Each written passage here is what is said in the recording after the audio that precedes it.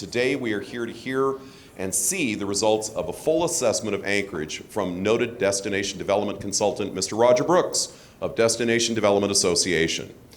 Now, this is not Roger's first time in Anchorage. In August of 2019, Roger was AEDC's keynote speaker at the August Economic Outlook Forum at the Denina Center, and he created a stir that I'm still hearing about today. AEDC engaged Roger to do a shortened 2-day assessment of downtown Anchorage and report the results to our audience. Now, Roger's insights about downtown Anchorage and the things that we could do to revitalize our city's so-called living room, where we welcome everyone who comes to visit us, created a huge buzz in the audience and urgent requests that AEDC hire Roger to come and do a full analysis of downtown and provide his recommendations for how to get our living room in better shape. We plan to do that very thing the next year in 2020, but I seem to recall something happened that year. COVID happened that year, and our plans were definitely put on hold for a while.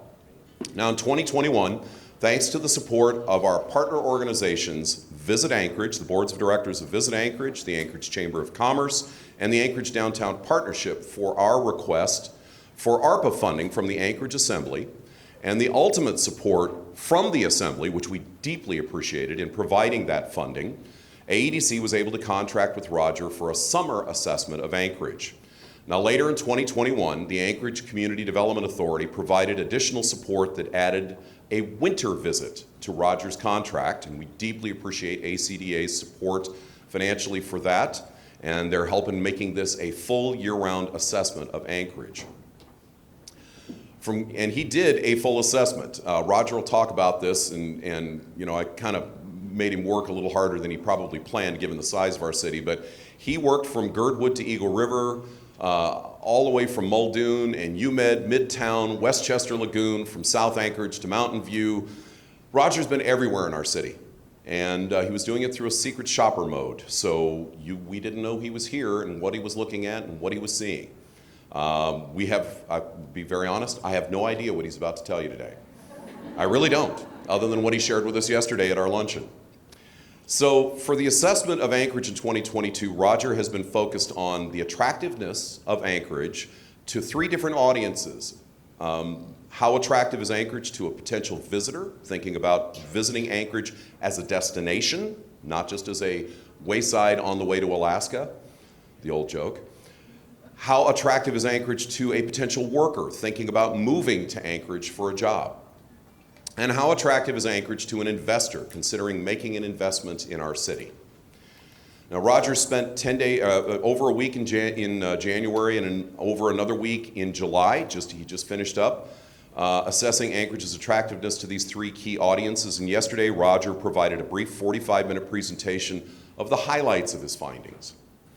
Now, today in this session, Roger will present over the next couple of hours all of his findings and observations, as well as his suggestions for strategies and steps that Anchorage can take to improve and strengthen our attractiveness to potential visitors, workers, and investors. And at the end of the presentation, there will be an opportunity for you to ask questions as a member of the audience of Roger.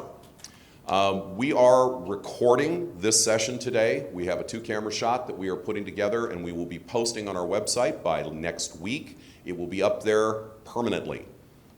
Because it's going to be a reference point in time and in recommendations that will coincide with other work that AEDC is engaging in over the next several months that will be leading to a broader strategic effort that we will be focusing on with our partner organizations and the community to figure out what it is that we are willing to do, what it is that we are willing to invest in, and how we start to turn around our situation of this significant shortfall of labor force and this net outmigration we are seeing of our working age adults and especially of our younger working age adults, of which we are losing about 1/3 of our under 26-year-old workers to the lower 48. These are challenges, yet we have probably 2 to 3 times as many jobs being posted in Anchorage as we have available labor force. It is a wealth of opportunity with a bit of a challenge in taking advantage of that opportunity. We're very optimistic about the future, and we think that today's session is going to be a major step towards moving forward in that optimistic future. So without further ado, I'd please like to turn the stage over and ask you to please welcome Roger Brooks to the stage.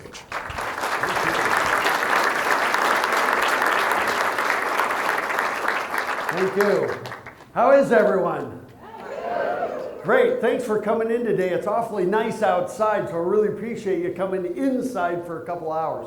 This is going to be fun, and thank you, Bill, very much. And I'm going to dig right in. And by the way, if you see any slides, feel free to take pictures of it. I am actually, we'll actually have the physical presentation that you're going to see, but feel free to take a look at anything and snap pictures of it.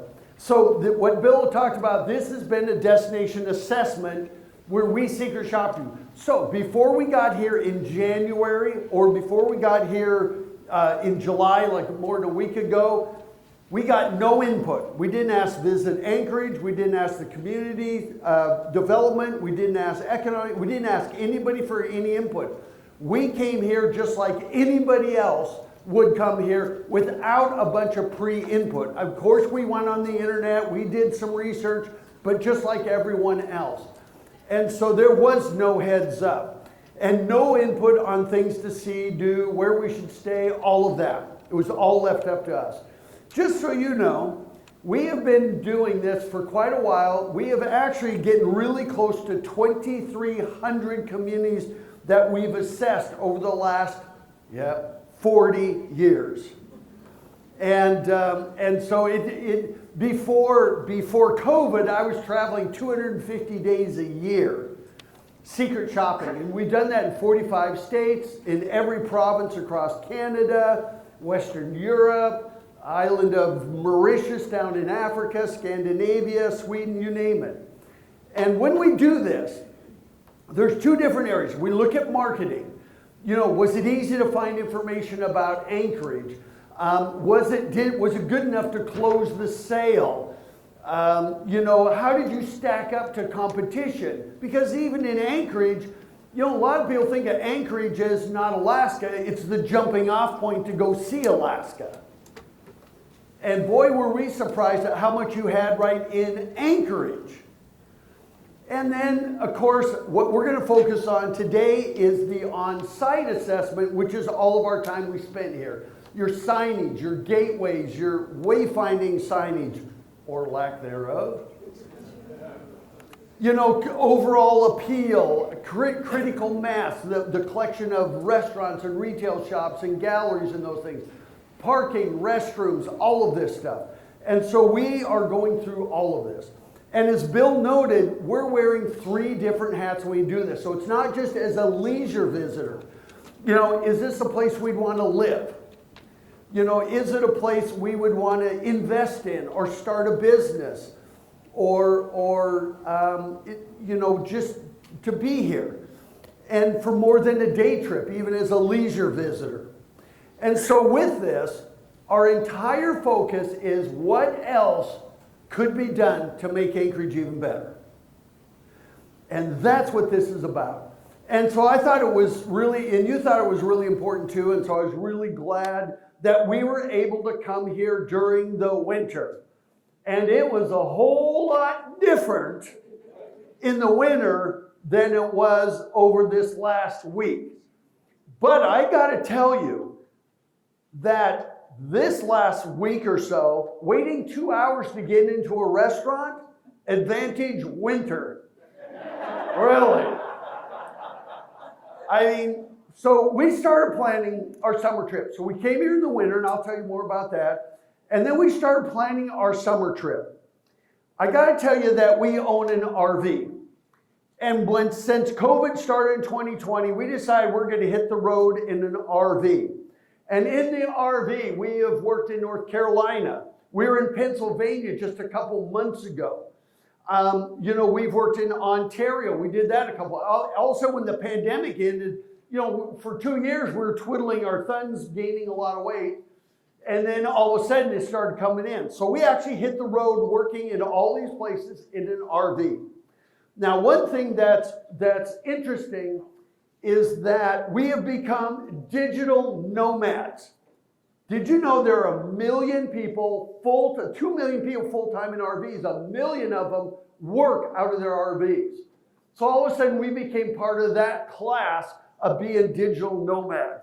And by the way, when it comes to RVers, the #1 destination for RVers is a road trip to Alaska. The #1. You'll read about it in every RV magazine making that trek. You know, and so I just want to talk about RVers. We love the hotels. I love staying here at the Captain Cook. But about RVers, 2 million live in them full time. 1 million of them work out of them full time. You know, the whole COVID thing started this whole work from anywhere program, traveling nurses. I mean, I can't believe how many families are now doing this full time. Matter of fact, 2021, they sold more than 600,000 new RVs in just the US. The biggest year in history by far. And it's not just boomers. The average age of an RV or somebody purchasing an RV is 38. People can buy a house for $30,000 and go work anywhere. You know? So one challenge you have is you have to have what they call 4-season RVs if you're going to be in Alaska year-round. But 40% of Americans own one. And they travel more than any other group. And they do spend money, however, it's a little different. They shop where you as locals shop. Gas stations, grocery stores, veterinary clinics. I mean, they shop like locals because they have their house. That's their mobile house. So it's slightly different than the leisure visitor. So we thought, okay, we're going to spend a month and a half getting to Alaska, spending time in Alaska. Denali was on our list. I mean, all the way down to Homer. You know, we're going to do a whole bunch of this. And then all of a sudden, we started looking at fuel prices. And worse than Anchorage is British Columbia, where diesel, which is what you haul these things with in our case, is $7 a gallon. Now that is turning liters into US gallons and taking in the 30% exchange rate. It would have cost us about $1 a mile to get here. But you know what? The cost of rental cars in Anchorage is sky high. I know your average hotel prices downtown are like $450 a night. We thought, you know what? I think we'll still do it. It'll be an experience of a lifetime. You know, us doing this, it's still on our bucket list. And then just 3 weeks ago, this is the news we got. So we were sitting there figuring out how can we get around this. We finally figured out a way to get around it. And then we're like on the fence. Should we do it? Is it going to take that much longer? And then in the lower 48, 300,000 people saw that. And we went, RVs out. So, just so you know, and this is not a criticism, you know, the federal government says if you're going to displace homeless people, you better, if you're going to put them out of one area, you got to provide another area. And so, but for us and RVers, that right there was a huge ouch for Anchorage.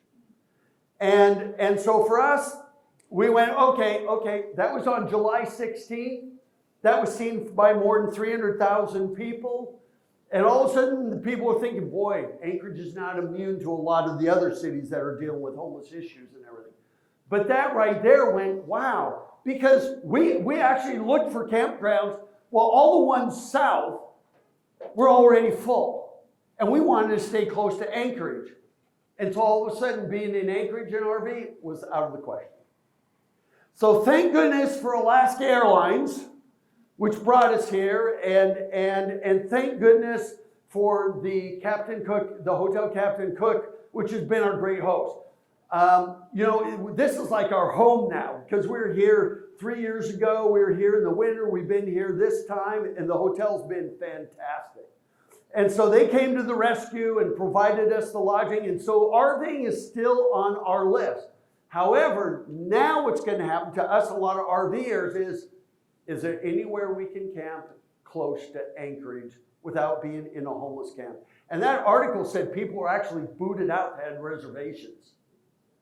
So these are just, and I'm not saying you did the wrong thing, I'm just saying people are going to make judgments based on articles like that.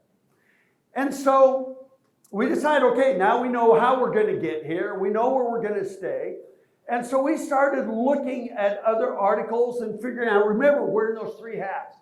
It's one of the most beautiful and unspoiled places in the world. It's an environment of coastal mountains, vast and spoiled. It goes on and on.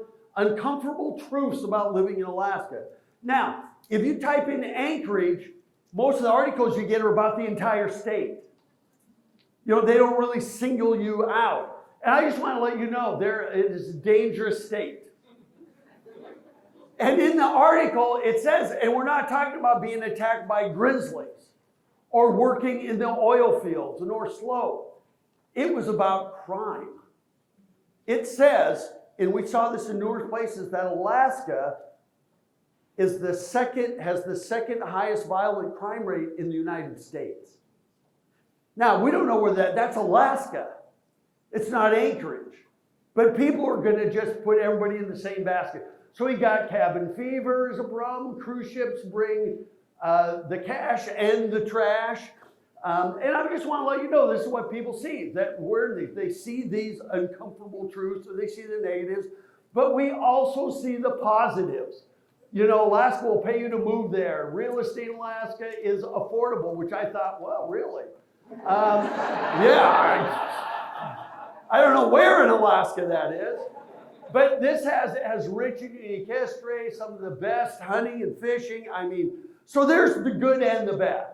And people are reading all this. And of course, you know, everything on the internet is absolutely true. Yeah, right. And so, you know, it has tips on moving to Alaska. And so there's some good, there's some bad. But these are things that people do. We look for best schools.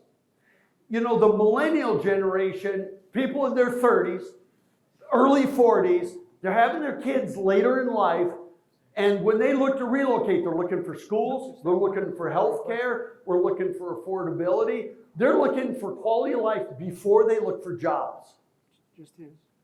And so, you know, so they're gonna look on niche.com at schools, what rate's high. But you also notice, does Anchorage have good schools? What is the best school district in Alaska? What are schools in Anchorage, Alaska? These are questions that people have actually typed into Google, and the more they're asked, the more they pop up on questions like this. And so people are looking at that stuff. Or though, you know, there's other great things. It's awesome that, well, here we go, different schools, Aurora Elementary School, and this, you know, it tells you about school districts, where they're at, how they rate. Niche.com is popular for that. West High School, I mean, it goes down there. You can even do it by traditional, charter, you name it. But I wanted you to see that this is the research they're doing to decide whether they're going to come here and help you fill that 100,000 plus jobs that are available in Anchorage and throughout the state. And so they're looking at that. But then we look at real estate as well. And we didn't think it was all that inexpensive in Anchorage. You know, in the lower 48, prices are starting to correct now. They're starting to come down, but here it's still a boom town in that way. So we looked at houses. And by the way, when we were out there, we were looking, where would we live if we moved to Anchorage? And you'll see that coming up. But we look at all these different things. You know, results for Anchorage in livability.com. You know what's really cool? Livability.com ranks cities. By the way, in the United States, there's 19,500 cities and towns. 19,500. And out of thousands of mid-sized cities, Anchorage was ranked number 23. That is awesome. Yeah, that is great. And that's just recent. And so they talk about the natural attractions. They talk about everything you have. And then, of course, you can see all of this, you know, like right here, reasons to visit. You know, Google picks up this. And by the way, Google commands 84% of all web searches over Bing and Yahoo and all the other search engines. I mean, you know, we Google things now, right? And so what's really cool, we talk about even visiting Anchorage. Of course, Visit Anchorage came right up. And by the way, 85% never go past the first page of search results, do you? So we're looking at that first page, and so it's great. And they do a great job. So we did a lot of internet research. We looked at their YouTube videos. And one thing you need to know, that tourism is the front door to your non-tourism economic development. Anybody's going to come here, site selector, investor, commercial real estate agents, all these bankers, anybody that's going to be in the investment field, they're coming here first as what? A visitor. Is this where they would want to live? Their client would want to live. The employees would want to live. And so that's where tourism ranks right there. Our initial overall findings were this. It's not very safe. These are just us doing our research. Not very safe. Schools are okay. The charter schools were rated really high. It's pretty expensive to live here. We read a lot that says like a third more. But I got to tell you, that is not enough to stop people. In Ashland, Oregon, very southern tip of Oregon, home of the Oregon Shakespeare Festival, it costs a third more to live in Ashland, and the people there make a third less. Yet they have no vacancies. See what I mean? So for you, is it worth paying that third more, whatever it costs to be here? And I'm not saying we want to pay people less and have them pay more. I don't think that's a good answer for even Ashland. But that's what you're looking for, is they're saying, yeah, it's worth it. So these are just, it's an expensive city to visit. I mean, hotel stays right now are like $450 a night, I think was like the average in downtown. I'm not sure about the ones in Midtown. Recreation, world class. You're seen as an exotic destination. I have to let you know that we have just been working in eastern North Dakota, north of Grand Forks. The governor there made Main Street their town's #1 priority because they have 60,000 jobs, of which half of them pay 6 digits or more, and they can't fill them. And even, I used to sit on the board of the U.S. Travel Association. Roger Dow, who runs it, is the CEO. He's about to retire, and he went up there and said, you know what? I've been in all 49 states, but I have not been to North Dakota. I mean, North Dakota's not on anybody's radar. They have the same issue you have, like we have lots of jobs we need to fill. They're an oil and gas state as well. And you know what? But if you had your pick between Alaska and North Dakota, I actually asked people Alaska every time. I had nobody say, I'm going to North Dakota over Alaska. And I don't mean to put North Dakota down because I think it's a great state. Nobody knows anything about it. But you have this exotic feel. Alaska, whoa, what was it like up there? I mean, it's like bigger than life. And so that's what we saw. There are lots of jobs and lots of opportunities. So now, spending time. Here we go. So we got here in January, and the very first thing we did, both in January and this summer, is head right to visitor information. But before we did that, I started looking at a map of Anchorage, and it's like the size of New Jersey. I mean, so I emailed Bill, and I said, Bill, you know what? You want us to assess Anchorage, could you kind of narrow it down? Because it's so huge. And so this was his list. Well, we'd like you to do South Anchorage. We also want you to do West Anchorage. And and would you do East Anchorage? And then Midtown. And of course, you got to do downtown. And then, of course, could you do Mountain View? And then let's head up to Eagle River. And let's get down to Girdwood. So he narrowed it down to about the size of the state of Connecticut. That's okay, because we did it. So we knew that. Now, I didn't know where a lot of these places were. In the winter, we found Eagle River. Mountain View, I had never heard of. So I didn't know where it was. And when you say east, west, I mean, we were eating in a restaurant downtown with another couple that said, oh, there's a really good restaurant down in South Anchorage. So you know where things are. We don't. I don't know where South Anchorage starts or ends. So we did get this guy. And I will tell you something, that this guide right here is the best visitor's guide in the entire United States.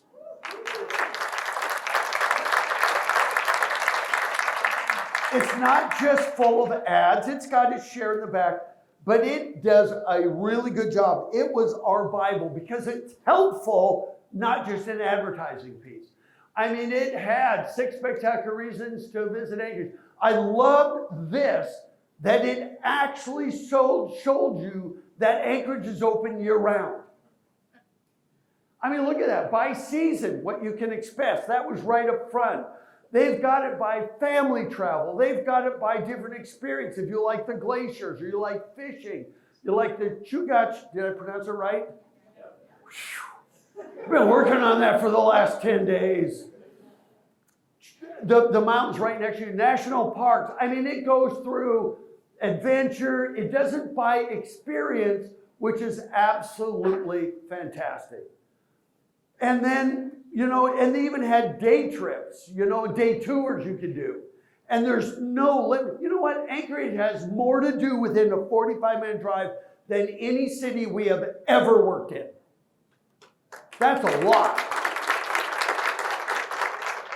And here we thought Anchorage was just a jumping off part, and then you have to drive 4 hours to Denali and 3 hours or whatever it is to Seward, and you know, and we didn't realize how much was right here.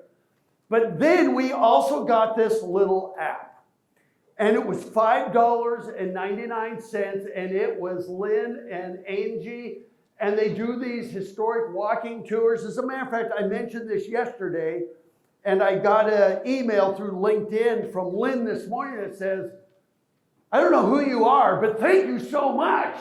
They heard from all their friends and everything that we love their app, and it is great. It's great. You start right at the visitor center, and it's a walking tour downtown. Tells you about the old city hall. Tells you all the things to see and do. I think they do a great job. So those were our 2 primary things, plus this map. And this little map here was everything. This has got really downtown on it. And on the back, it's got some blow-ups. But it does actually have kind of Midtown on there. But it doesn't have all the east, west, all the other ones. But this, the maps in the visitor guide and the app were what we used. With this, after spending all this time here, don't you like watches that try just like Dick Tracy? My team's going off. We have 8 initiatives for you. Yesterday I had 7, I added 1. This is number 1. You need to identify your district. It's a big city. So for us, we didn't know. So we spent most of the winter trying to figure out where stuff was so that when we got here in the summer, we'd be able to find it. How many visitors get that opportunity? None. They're here once or unless they come back. And so we did a map. We figured, well, that must be about West Anchorage. We're not positive, but let's just draw a line there. And then let's just say, well, this must be South Anchorage. I think it went clear down to 100. So we thought maybe like 50th Street to 100 would probably be South Anchorage. I don't know. We're guessing. Then we have East Anchorage over there, you know, kind of against the Chugach Mountains, you know. And then we've got Eagle River, Mountain View, North Anchorage, and then, of course, we have downtown right there. And then we figure whatever's left over must be Midtown.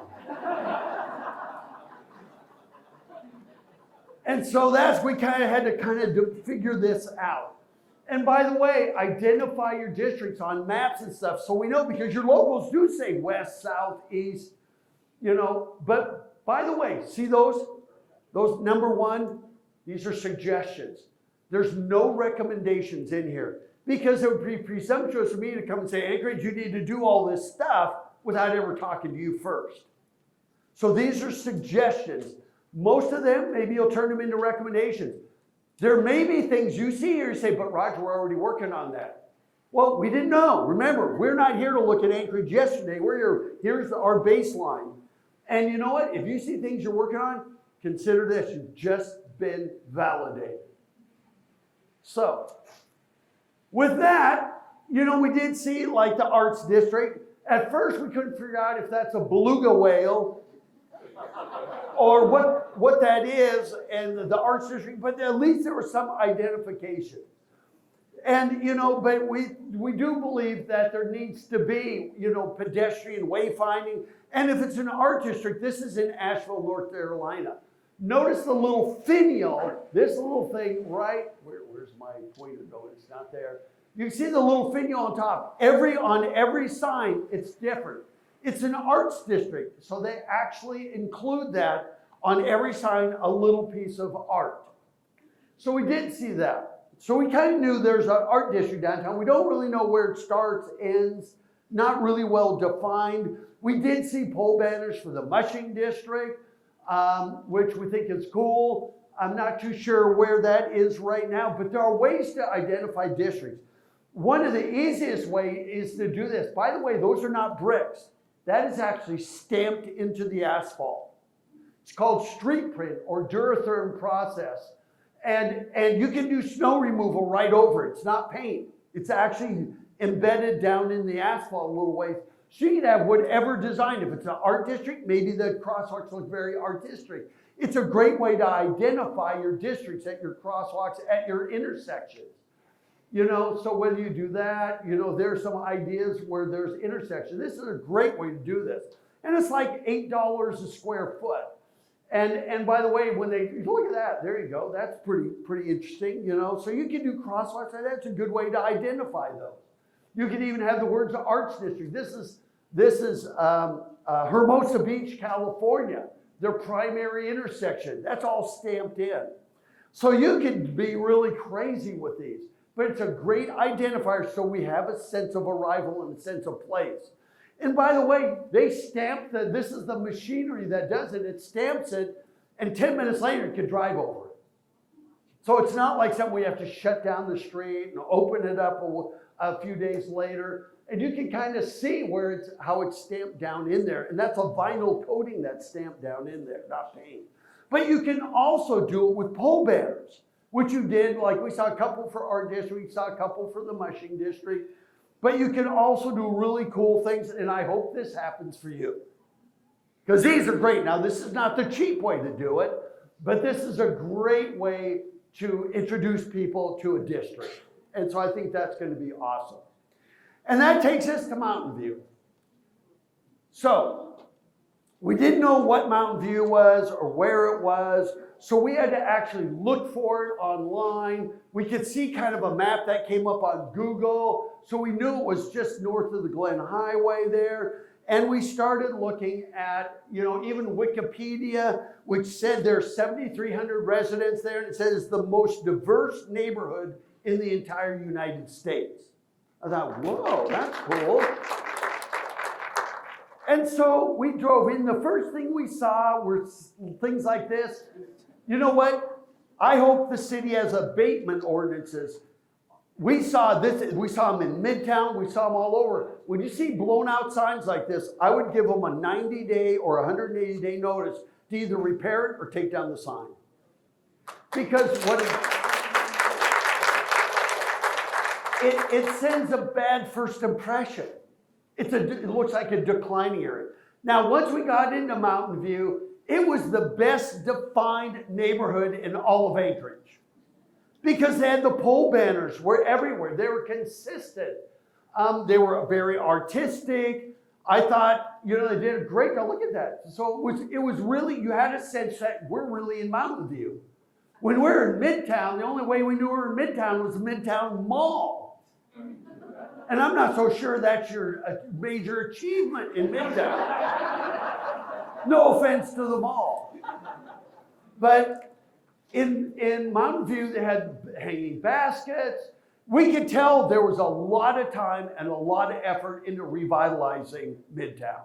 We did read that it used to be kind of a home base for Elmendorf for the military. But we saw lots of new apartment complexes, multifamily homes. And so we just thought, wow, a lot of effort has come into this. I mean, we think that's fantastic. That is really great.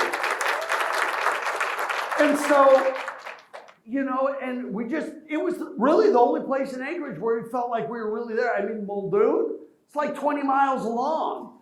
You know, we couldn't figure out where it is and, how it works. But up here it was really well defined. I mean, seeing things like is this the special, the community center. Very, very nice. And you know what? If we had not been doing an assessment, I'm not sure we would have ever found that. See what I mean? Because you don't have any wayfinding signage, and I'm getting to that. And so, but that was great that was right there. I think this is Special Olympics. Yeah, special. I mean, this was all in Mountain View. We're like, wow. And then, of course, we did see the mall. Now, 1/3 of all the malls in the United States have already closed. The days of the utilitarian suburban mall are pretty much over. But I got an idea. Whoever owns this mall, I would love them to go down to Seattle and drive over to Bellevue and go to Crossroads Mall. Crossroads Mall, in Bellevue is Bellevue Square. As a matter of fact, the people in Bellevue Square say one of our biggest audiences, Anchorage residents, because we have the nearest Nordstrom store. The rack is not cutting it. Even though we love the rack. But if you go to Crossroads Mall, it's just 5 miles away. It's more of a neighborhood mall. It died. It was like 90% empty. And the owners of it turned it into a central gathering area. They've got all these music. They've got all these events. They turned the whole inside of the mall almost into like permanent little food truck locations. So they have big chess sets in there. Totally revitalized it. So malls like this could be reused as a community center. And in Mountain View, where you have a good sense of community, that would be a great attraction. Now, what's interesting about Crossroads Mall, is it totally different than Bellevue Square, which is an upscale, experiential mall, probably the most upscale mall in the northwestern states. But this they did because they always have all kinds of events and things going there. It's something to check out. And anyway, we had a great time. We thought that Mountain View was a great example of revitalization. Excellent job. So, while we're in the area, we thought, well, is East Anchorage, I'm not sure if Muldoon is East Anchorage or if Muldoon is considered separate from East Anchorage. We're trying to figure it out. But while we were there, we went, where did that come from? Somehow we missed it when we're on the highway. But we thought, man, you got a Bass Pro right here. That's awesome. We did go here. If we would have had time, we would have gone and seen Thor, what is it, Love and Thunder or whatever the new movie is. We didn't have, you guys kept us so busy, we didn't have time to do anything fun. Actually, the whole thing was quite fun. But, movie theater, this is all right in that area. We had no clue. We had no clue any of this existed. And we'd been here in 2019. We'd been here even in the winter. We kind of knew this was here, but we didn't know. And what's cool is you even find a high school, but look at that. High school actually has wayfinding signage. Wow, what a concept. They can actually tell you how to get around the campus. Now try to do that for the entire city of Anchorage. And so we thought that was great. While we're in the area, we did go to the Alaska Native Heritage Center. We did go there in the winter. We walked in, no admission, nothing going on. We went down the stairs and there was displays, stuff leaning up was like under construction. We thought maybe they're not even open. So somebody says, oh no, feel free, just walk around, look at things. But we didn't know what to think. One thing they could use, and I should have made this a suggestion, if we go there in the winter, we didn't know whether we should even go back this summer because there was nothing going on. There was no signage that says, if you come back in June, July, whenever, then we're going to see live performances, you're going to see artisans in action. There was nothing. We were just kind of like, this is it? And so they could do a better job inviting us back because we did come back just this last week. Now, the first thing we saw were these. We thought, yeah, we need those in Midtown. We need those everywhere to identify your districts. I mean, wouldn't that be cool when you're going down the old Seward Highway and you want to come into Midtown or wherever you're going? So we did go back there this summer, and it was an entirely amazing experience. Love what they do there. I mean, the kids doing the dances and telling the stories was amazing. We even picked up a whole calendar of events. The displays were lit up. They weren't lit up in the winter. You know, we're sitting there in the dark, you know. And I was glad it was open in the winter, but it would have been nice to know that, boy, you got to come back during the summer. You know, they had the artisans in action. We actually purchased art. We actually collect Native American art. And so we did do that there. I mean, it's just a beautiful grounds to walk in. I mean, even this, I mean, that's the door. I think that was so cool. We went in there and there was a girl talking about how they lived and everything. Fantastic. It was fantastic. Loved it. And so while we're driving around though, we kept finding these markets everywhere. You have neighborhood markets everywhere, but there's no real clearinghouse that says, the Muldoon Market has this, it's on Saturdays from 10 to 2, and then when you're done, go do this one. There was no, we just kind of stumbled upon it. We said, well, there's a bunch of little vendor tents, let's stop there. And it would be good if there was some kind of place where we get a list of where these are happening. You know, because they're great, and as visitors, we love public markets. We looked at housing areas, Muldoon, we kept going down Muldoon. Now is Betty Davis High School, is that along Muldoon? No, that's out of the air. We did run into that, and it looked like a great high school. So we're in what we think is East Anchorage. We did go to the zoo in the winter. Now, this summer, we didn't get a chance to go into the zoo because we were so busy looking at everything. But even in January, it was open 10 to 4. I thought that was awesome. And one thing I got to tell you, that our trip in January was just as enjoyable as it was in the summer. I mean, first of all, I got to tell you, the low temperature when we were here in January was, I think, was 16. Not minus.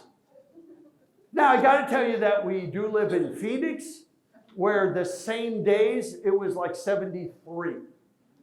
And in Phoenix, when it gets below 70, you pull out the parkas. Here, if it's above 50, everybody's out in shorts and t-shirts and saying it's too dang hot. But it was great. So we found the zoo.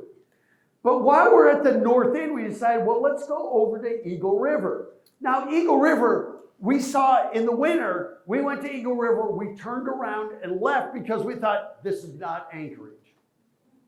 See what I mean? I mean, it has its own gateway, it has its own community. But now that we know it's actually part of Anchorage, we decided, okay, let's check it out. Now, couple things they do, fantastic gateway, but they do a good job. See these little stone pillars? They're all through town. So you have a sense of place. Remember I said about identifying your districts. So I thought those were great. I mean, they were all through town, everywhere, just nice. You know, and so we really knew we were in Eagle River. We didn't really find an organized downtown area, you know, because it's kind of along the highway, and if there is one, we couldn't really find it.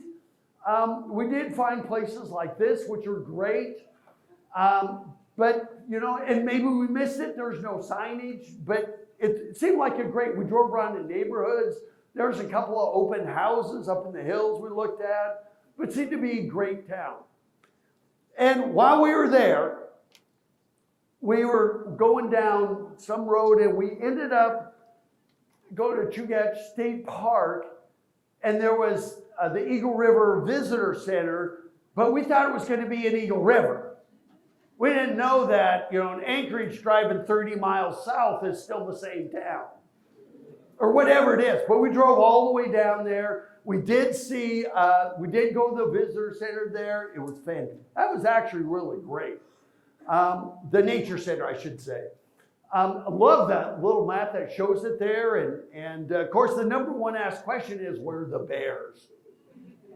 You know, and they are around there. And so we did end up going to the Nature Center. This is all part of what we thought was kind of Eagle River area.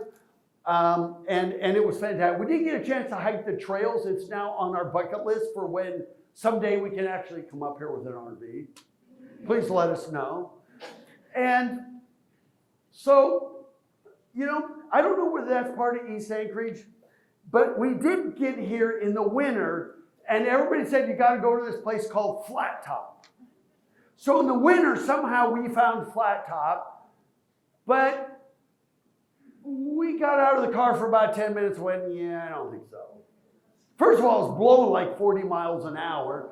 You know, the wind chill was like minus. None of the steps, nobody had been there in weeks. It didn't look like there was no steps in the snow. It wasn't plowed or shoveled or anything. And, but it, you know, it was, the speed limit was 5. You know, everything here, local lingo, because you call it Flat Top. And I'm going to tell you what happened when we tried to find it this summer. So we went up there in the winter, and good luck using putting your $5 in there. Good luck using that. That didn't work out very well. Everything's frozen shut. And so we thought, yeah, this is not, you know, you got to maintain these daily or something if it's a popular place. There was one other car in the parking lot. I mean, the day we got there, we're pretty much in the clouds, which can happen a lot. And so that was on this like, okay, are we really supposed to pay? And how do you pay when everything's frozen? You know, and so we decided, you know, this might be better to check out during the summer. I mean, the views even driving up there were like, whoa. So that was just going up there. So, this last week, I can't remember how we got up there. Go to Apple Maps. Take us to Flat Top. It was really close. It was like half a mile away from this hotel. It's a great restaurant right downtown. So then we go, okay, that didn't work out. And I went, okay, let's take us to Flat Top Park. So it took us up some really narrow, windy little gravel roads, up in the hills somewhere, and then there was warnings about your vehicles not being able to get out of there, and everything would go, this isn't it. So we turned around, came down, then we said, there's got to be another Flat Top, and so we found one, and it's a residential subdivision. We could not figure out where Flat Top was. So we had to sit there, Google it, and then we found out, oh, really, we should have been looking for Glen Elks Trailhead. See, so what you call something for us didn't get us there. And so we did see, you know, we're going up all these roads and everything. So we finally did get up there. And once we got up there, it was a little bit different than it was in the middle of the winter. As a matter of fact, we were lucky to get a parking spot. And so we did go there. And it was quite busy, even though this was kind of a cloudy day. And there was a line just to pay. Now, there's a lady right here. She's from, I think, Sweden. She sounded very Scandinavian. She's desperately trying to put the $5 into that. But it was so full. She was trying to push it up in there. Money was falling out of it. It's a busy spot. Nobody's there to maintain it or do anything. I don't know if there's any state park employees, but this time of year, I mean, it was really busy. Luckily, we had a credit card. We used that machine. It worked fine. There was even a line to use the restrooms. One of them was out of order. And so it's like, for as many people that come here during these weekends and during this time of year, somebody should be up there. So that's a suggestion. Somebody, and I don't know if that's state park personnel or who, but you know, even the signs, the Outlook Trail signs look like they haven't been maintained since 1970. Now, this is why when we do assessment, we have to leave town really quick after we're done. But I'm just being totally honest with you, and this is meant to be constructive because we had a fantastic experience. These are just little things that can be fixed, little things we noticed. One thing you do in Anchorage, every time we saw an interpretive sign, it was always about who funded it and about the project. We're visitors. We want to know what we're going to see. what we're going to do, what we're going to experience, how long the hike is, how many miles it is it ADA accessible? Instead, you say, we the people of Anchorage got together and saved this place from being overgrown, which I think is novel, I think it's great, but we're here to experience it, and you're so busy talking about projects and not the experience. What are we seeing out there? I mean, there was this gentleman that was there with probably some relatives saying, and that's Fire Island out there, so thank goodness he ended up being our impromptu tour guide, because there was nothing on any signs about what we're seeing. You know, and so we could add displays about the actual experience. The views are outstanding. I mean, it's a great place. Now, we did not go hiking up to the top because we don't know how long it is. We didn't know how easy it would be. There were clouds up there. It might have been above the cloud level, but there was really no additional information. And that's what you need to do, is to sell us on the experience. Because how long does that hike take? Anybody know? 45 minutes or so? You know what? For every 2 hours we spend in Anchorage, spending doubles. Just think about that for visitors coming in for cruise ship. 2 hours spending will double, because now we want something to drink, we want something to eat. Or if we know we're going to be up there and do that hike, then, and by the way, we assumed it was going to be 2 or 3 hours. We didn't know. I mean, we did pull out All Trails, and it'll tell you. So if people have the All Trails app, that's great. It's a great resource. But in our case, if we knew that we're going to be up there for 2 or 3 hours, we probably would have bought bottled water. We probably would have brought something with us maybe to eat. See what I mean? So that's how important this is. That brings us to initiative number 2, which is helping us find stuff. Because even in the winter, when we arrived at locations, the signage wasn't exactly helpful. Anybody know where that's at? Earthquake Park. But since we spent most of the winter finding stuff, this time we took that map and we kind of knew Kincaid Park was the airport, Lake Hood, Westchester Lagoon. We kind of had an idea what was where. So this did help us out quite a bit. And we did use that a lot. Shopping, hotels, and mainly the commercial area in Midtown. But the number one priority for the city of Anchorage is to develop a comprehensive wayfinding system. Now, here are the benefits of this. It creates a much better visitor experience. So we're not sitting there dealing with trying to find flat top. There were other places we tried to find where it had no clue what we were talking about. You'll see that coming up. We'll learn what you have. You have to understand, when we in the navigation system, we're saying, take us to the Native American Heritage Center. Because we know it exists, and it'll take us right there. But there may be visitors that don't even know it exists, but they see it on a sign and say, whoa, we should check that out. So navigation systems are not a substitute for wayfinding. It'll increase your visitor spending dramatically by having wayfinding. And you'll keep us here longer, and you'll keep us coming back because of all things on the side. And you can mitigate how we're traveling around the city, and it will create the desire to live in Anchorage because now we know what you got and where it's at. And you have a lot of stuff. Had we not been doing an assessment, had we not had, by the way, across the country, 5% of people go into visitor information centers to get this kind of information. That's nationally.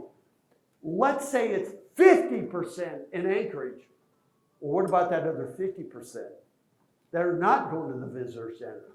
They're here because they're going to get on a cruise ship the next morning or whatever. That is where wayfinding can, and we're talking about pedestrian wayfinding as much as we're talking about vehicular wayfinding, like this one in Logan, Utah, or this one in Modesto, California. By the way, on wayfinding signs, you never put more than 5 items. So you can't sit there and list everything, but you can say, here's what's fairly close by. This is Greenville, South Carolina. These are all vehicular wayfinding signs that you're seeing right here. This one's in Woodlands, Texas. Love that sign. And in your downtown, you should have your districts. This is Kalamazoo. You can see the different colors for their districts. And the masters of wayfinding would be Disney. You can't go to a Disney park without wayfinding and figuring out what's where. And so there you go. It is not a substitute. So don't give me that, hey Siri, you know, oops, my watch is going to go off. Or you know, Google Maps to find stuff. This tells us what you got and where it's located. So it would include the vehicular wayfinding. That's really important, like attractions, amenities, parking, visitor information, pedestrian wayfinding in your downtown, where public restrooms, you know, restaurants, and it wouldn't list every restaurant, but it would just give you general directions to attractions like the museum. Trail signage and markers are really important. 24/7, we always think visitor information should be working around the clock, having kiosks, you know, and you'll see some of that coming up. And so this is pedestrian wayfinding. That's in French Lick, Indiana. So having these is a combination for all those people that are coming here and they're on buses, but they're staying here at this hotel. I see them every morning. They go outside and they're looking around, you know, going, well, what's within walking distance? Granted, the hotel staff does a good job. The cruise ships do a pretty good job. They keep a line at Snow City, right down the block away. And so, you know, smart destinations even do that. Yeah, I don't know where your ATMs are in downtown. This is in Asheville, North Carolina. They have some pedestrian wayfinding like that. They also have it like this. And so this is all the experience. But here's the thing. What you see coming up on your screen, there's no wayfinding to any of this. Now, there are a few signs that say to the airport. When you get about a block away from Kincaid Park, it'll say Kincaid Park ahead. Well, great, we're already here.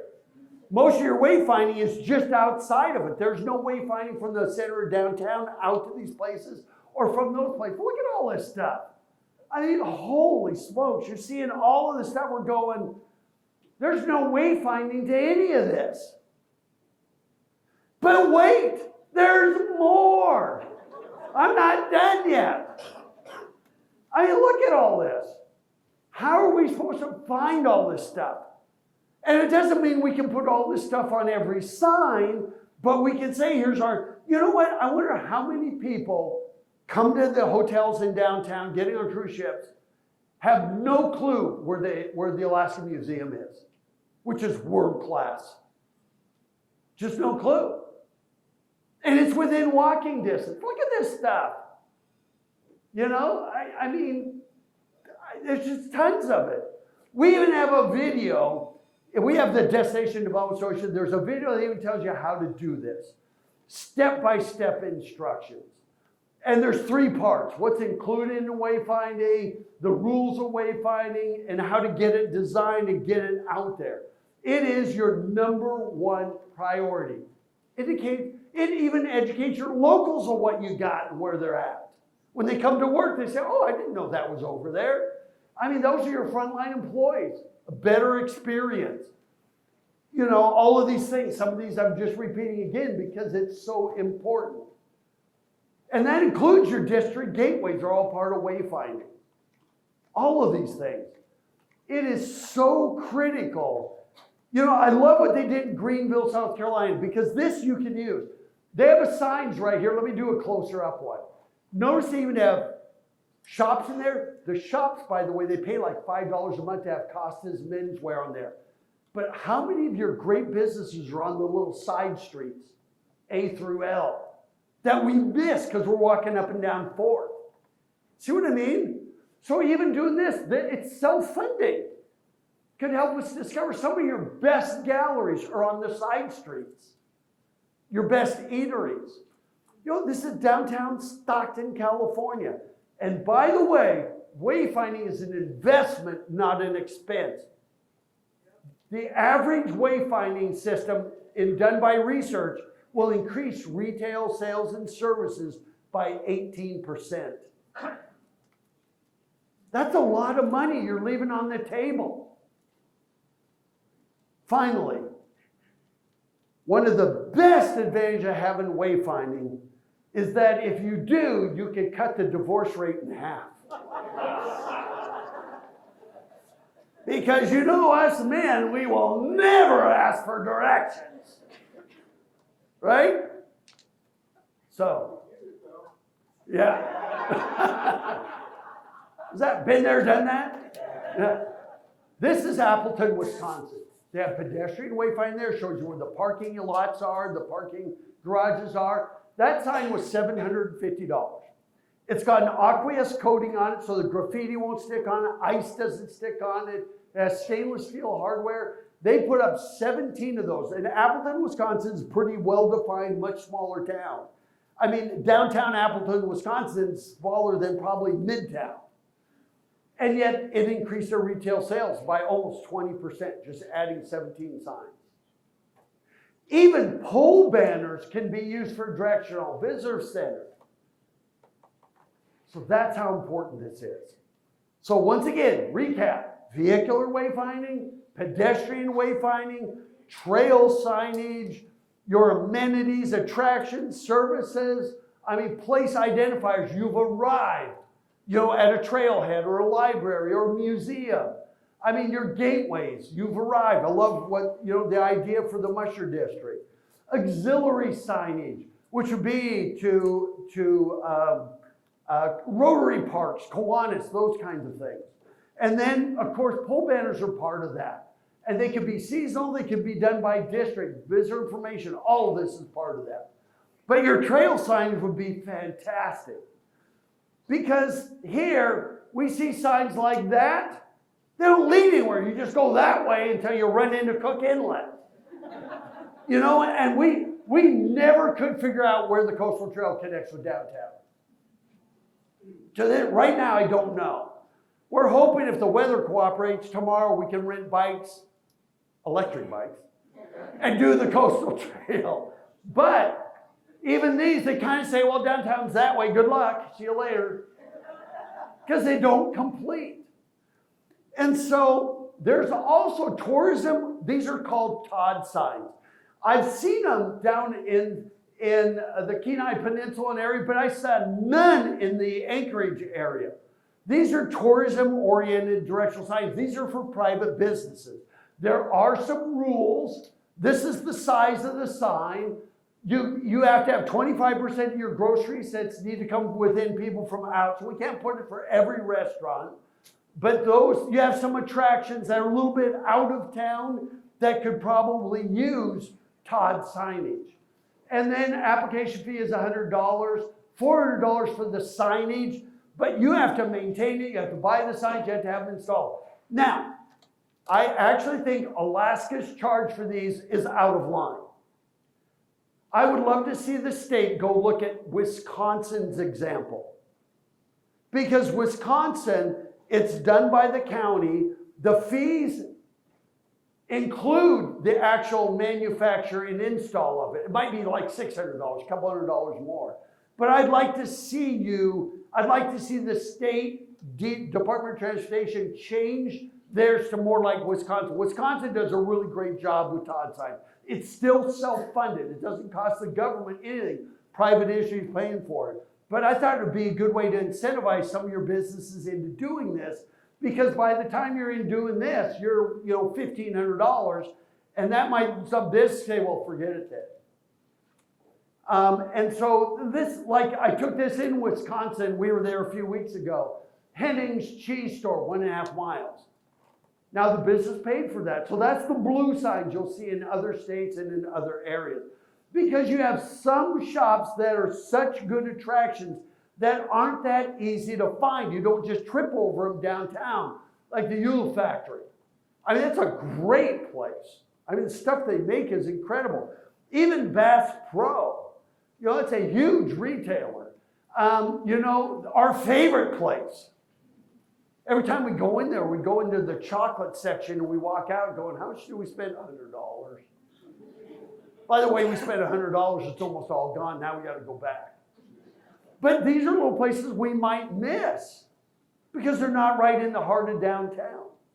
So while we're out there, we did go down to Girdwood. When we were here in 2019, we did stay at the Alyeska, which was great, and I've heard about it for years. But one thing about Girdwood that really struck us was how beautiful it was. And I'm not just talking about the glaciers and everything around there. I'm talking about the businesses in the town of Girdwood, what they did for beautification. There is the Alaska Resort. I mean, it's fabulous. I mean, everywhere we went, it was great. That's the school in Girdwood. I don't know how many people live in Girdwood, but even the school looked amazing. That's the elementary and junior high school. But look at the little restaurants and eateries. They're just beautiful. And granted, it's kind of that wild Alaska kind of a feel, but they do a really good job with their curb appeal. The hanging baskets, the flowers, all of those things. I mean, this little loop right in here, always it pulls us in right there. I mean, even the bakery, this isn't a really good picture, but that place is just absolutely stunningly beautiful during the summer months. And for Girdwood, this is their library. I haven't seen libraries that nice in urban cities. So whatever they're doing in Girdwood, they're doing a good job. I mean, we were really, really impressed. And by the way, they do have an RV park, kind of. It's $25 a night, and you can use our parking lot. There's no hookups, dump stations. If you know RVing, dump stations, how you get rid of that, yeah, you know. And so that was there, so that was nice, and that parking lot was full. The one area in Girdwood that was like a letdown was the airport. It seemed like it was overgrown, out of business, and there are some scenic flights in there, but everywhere we went, it was like moss on all the roofs and everything. That was the one downer in Girdwood, was just that. We thought, man, they could make that look better. And then somebody said the state owns it. Like that's whose fault it is, you know. But I said, somebody's got to get out there with a weed eater. But the whole area is fantastic. While we were in the area, we did go down to the Wildlife Conservation Center. We had to see that, so we did go in there and paid the admission and walked around. We didn't get to spend as much time as we would like. But we did go there. It was great. He was taking it easy. And so that was a good experience. We saw signs to the Portage Glacier, but a lot of the signs don't tell you how far it is. Is it 5 miles? Is it 25 miles? We don't know. But we took some pictures. I mean, it was just absolutely gorgeous. But one of the prettiest drives we ever went on is if you go down there, there's the boat that goes onto Portage Lake. That little road down to the boat harbor is one of the most beautiful drives I've ever been on in my life. It's only a few miles long, but it's just like, wow. And we just found it because we were trying to find the lake down there. And there is the boat, it's out there. But one thing we learned is that we were glad we did not bring our swimsuits to Portage Lake. That looks like a little chilly, even at the end of July, beginning of August. But the area is just absolutely stunning. So that's kind of our South Anchorage a little bit. We also did go into West Anchorage. And in the winter, yes, that sign to Earthquake Park was covered, but we did find it. And I got to tell you that we thought Earthquake Park was prettier in the winter than in the summer. Plus, no mosquitoes. Woo-hoo! We were there in the summer, and man, I just got swarmed. I thought I was going to get killed. But then I remember Alice, our tour bus guide. She said that there are birds in Anchorage that can eat 1/4 pound of mosquitoes in like an hour. And then she exclaimed that means they ate 4 mosquitoes. They are big. But in the winter, we didn't have that. It was just magical. The displays were a little bit hard to read. And we're not saying you have to go out there every day and clean them off. But it was just such a peaceful place. Every once in a while, we'd see fat tire bikers go through. We saw more fat tire bikers than we saw people on cross-country ski. We did go there again this summer. Now the sign is uncovered, so now we know what it actually says there. I mean, the same spots. It was beautiful. Now we can read the displays. You know, when we saw those in the winter, we kept going, why? Or in the summer, we kept going, why are those so high? Well, we might have been standing on 3 feet of snow, you know, and so, but once again, it's beautiful. While we were there, our first wildlife encounter. But you know, that's not with a telephoto lens. He's like right here. I could almost pet him, but I didn't because I understand that the wildlife in Anchorage and in Alaska can be incredibly wild. So I wasn't too sure what to expect, but I have seen Monty Python. Yeah, the killer rabbits. So when we're there, there's no real trail signage. And we could see bikers cruising through there. Sorry, that one was kind of out of focus when I took that. But we see all these trails there, but I'm not sure. I think this is along the coastal trail, am I right? Yeah. But when we come to an intersection, do I go left, right, straight, back? No signage. So we're at Earthquake Park, and yes, I was around in 1964. I'll never forget. As a kid, I still ingrained in my brain getting a copy of like Life magazine or Look magazine, those big, huge magazines, had all these big, huge color photographs of the earthquake.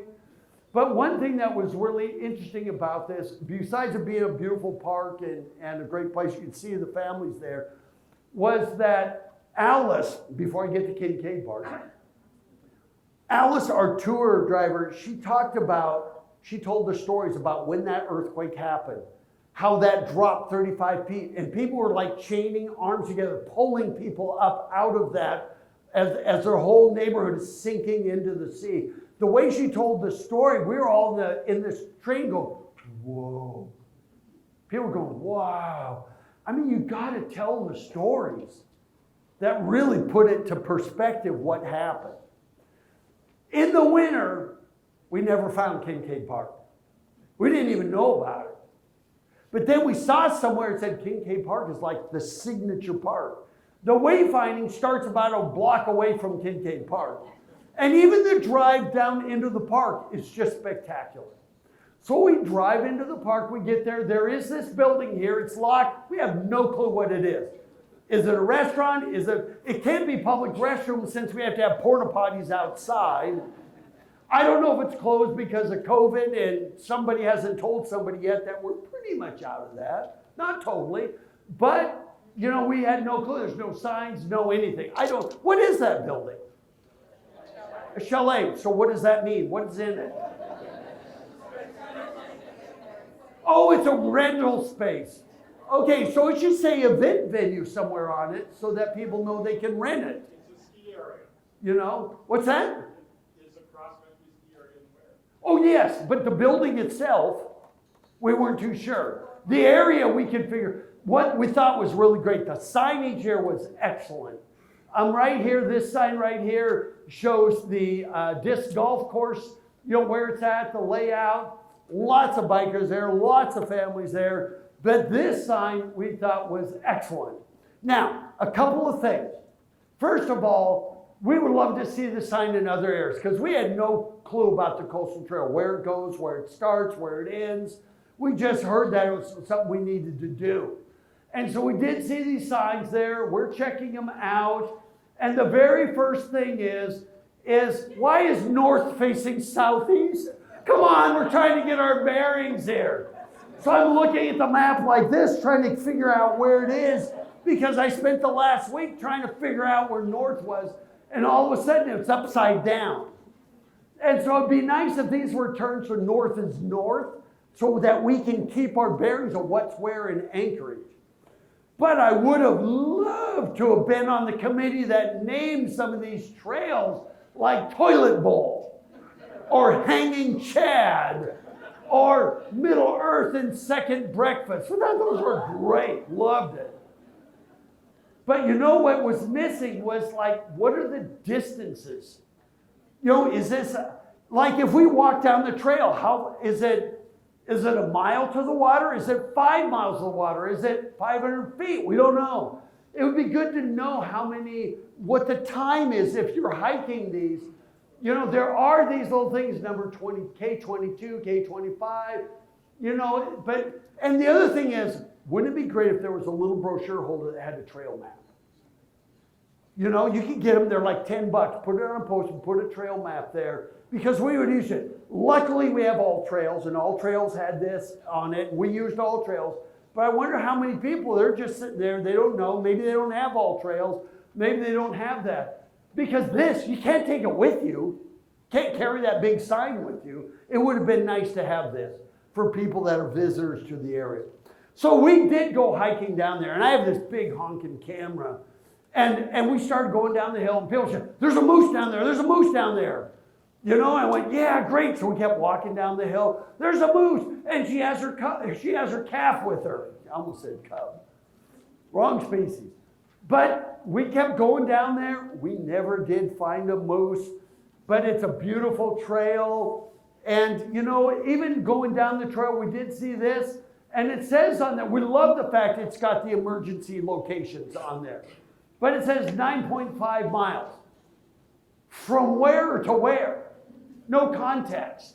See what I mean? So it'd be good if it had some little context that say 9.5 miles, and we don't know where the start or the end is. We don't know where Kincaid is the beginning, the end. I don't know whether the trail is 10 miles long and we're only half a mile from the end, or whether it's 50 miles long. So it'd be good if there's more context. And you can do that on a trail guide without littering the trail with signs. And so we did get all the way down to the water, never saw that moose. Rats! So far, we're up to one bunny rabbit. But on our way back, we're going up the hill, we're just trudging up the hill. We get almost to where the disc golf is, and all of a sudden, about from you to me, she walks right out in front. I was like, whoa! We walked all the way down the hill, and there it is, at the top of the hill. Which, it followed us for like half a mile. And we were right there, keeping his eye on it. It didn't even care about disc golfers or anything. It was just like doing its own thing. So we did get to see that encounter. And so that was pretty cool. While we're in the air, Kincaid Park, by the way, is stunning. I could see why it would be probably one of your signature, if not the signature park. We did head over to Lake Hood. And I loved it in the winter where you see skis on the plains, and you even see fat tires even on airplanes. And so we did come back this summer, and we're there hanging out like everybody else trying to get that perfect shot. And it's fun watching the planes come in and out. Now, when we were on the trolley, she mentioned Lake Spenard. I had no clue. I thought we were in the wrong place. I didn't realize you have two lakes connected kind of by that canal system. I always heard it was just Lake Hood. But finally we were there, and we did get, you get that perfect shot, and it's a beautiful place just to hang out. And one thing that Alice taught us when we were on that trolley ride is what all these little shacks and sheds are for. That's where the husbands live who come home and say, honey, I just bought an airplane. Yeah. And so, great experience. Then, in the winter, we somehow found Sullivan Park. I don't know, we were just driving around, we found it. If you asked me how to get there, I couldn't tell you. But we drove down there. It was beautiful. The life vests weren't being used that much. You could see in January, but the signs are covered, which is fine. We get that.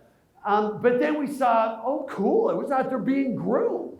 I mean, trucks are driving around on the ice, and then we saw people ice skating there. When we saw this, we said, Anchorage wouldn't be that bad a place to live in the winter. It wouldn't. I mean, there were people out there ice skating out there, and that's bigger than any ice skating rink. And then there were people out there walking their dogs. I mean, life was normal, it seemed like. Because when you're from the lower 48 and say, would you live in Alaska? They go, no, it's too cold. I'm going, but the quality of life, I don't think, I'm sure it gets old for you after a few months. But for most of us coming up here, we think life doesn't stop. I'll never forget watching the news. I can't remember, it was an NBC affiliate here. One of the affiliates here was watching the news one night, and they talked about it was going to rain in Anchorage, and they came up with this line. There is no such thing as bad weather, just bad gear. I went, how awesome is that? And I've heard it from 2 or 3 people since. You know, that message needs to be out there in your marketing. And so, you know, there's more trail guide. Now, I don't think this is the coastal trail. This is a different trail, right?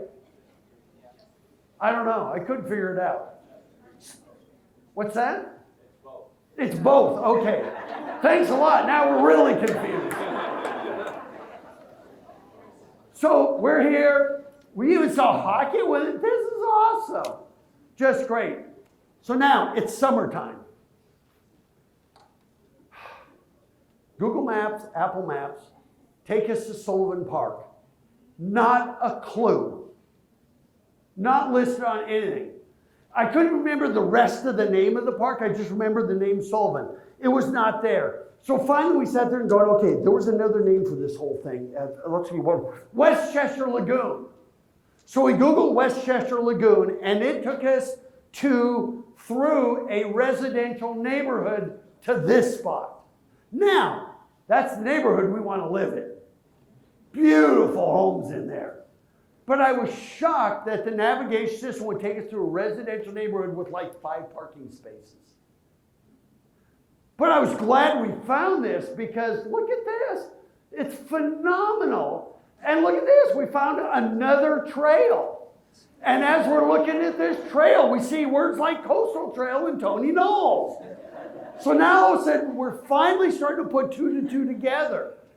And when we saw what we saw in Kincaid Park and we saw this, that's when we decided we got to rent bikes if we ever get a chance and do this trail. Because this is phenomenal.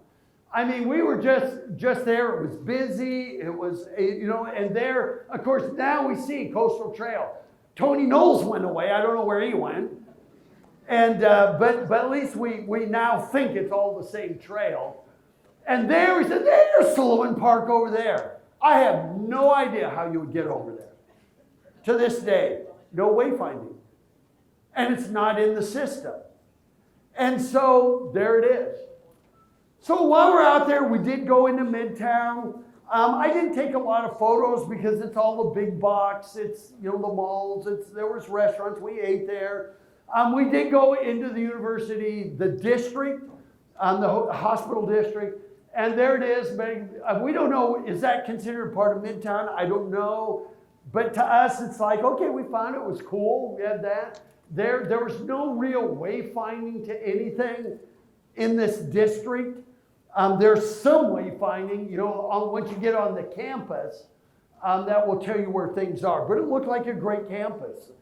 We didn't really have time to go revisit it this summer, but we were glad to see it. It looks world class. I mean, the medical facilities, the university, it all looked great. And while we're over there in the winter is how we found our favorite Anchorage attraction right there. We have one other one downtown, but that was our favorite. We love that place. And we did find it in the winter, and I mean, even the church next door. And of course, you know, we made it a high priority as soon as we got off the plane. We got to get over there and get our chocolate. Those jelly-filled chocolates, best in the world. That place is great. And so it's great there. And I know I think they have one in the downtown mall, but you got to go out here. I mean, to the real thing. I mean, the chocolate waterfall and all that. You know, yeah, you know, one thing we learned. If somebody ever pays you to come up and spend a week or 2 in Anchorage, don't think you're going to have any money left over to take back home, because you won't. That was our experience, which is great. That money it's here in your economy. And it was a great experience. You know, we did find Moose's Tooth is an institution of all. And by the way, I think Moose's Tooth has the best pizza we have ever had. Ever. I mean, in the winter, you walk right in, you can get seated. In the summer, they tell you it's going to be an hour and a half. And that's if you go to lunch at 3 o'clock in the afternoon or 11 in the morning.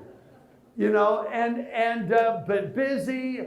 I mean, but it's a cool thing. They actually, we don't even know if that's just overflow or if that's for events, but they do a good job. I mean, they've got water there and everything. So while you're waiting the 2 hours to have your pizza, and then I thought, I wonder if it's the world's best pizza because you wait so long for it. By the time it comes, you're spam. But it really is good. It's good, great experience, great place. But once again, this is where you need those Todd signage because it's not like in the middle of downtown. And so, you know, just a great place. We did see the Midtown Mall. You know, we saw lots of big box retail. You know, the Nordstrom Rack, you know, Alaska's playing Seattle for the real thing. We heard that from numerous people. And then lots of lodging options. I mean, this is kind of Midtown for us. The place you pass through to go to all the other places was pretty much our experience in Midtown.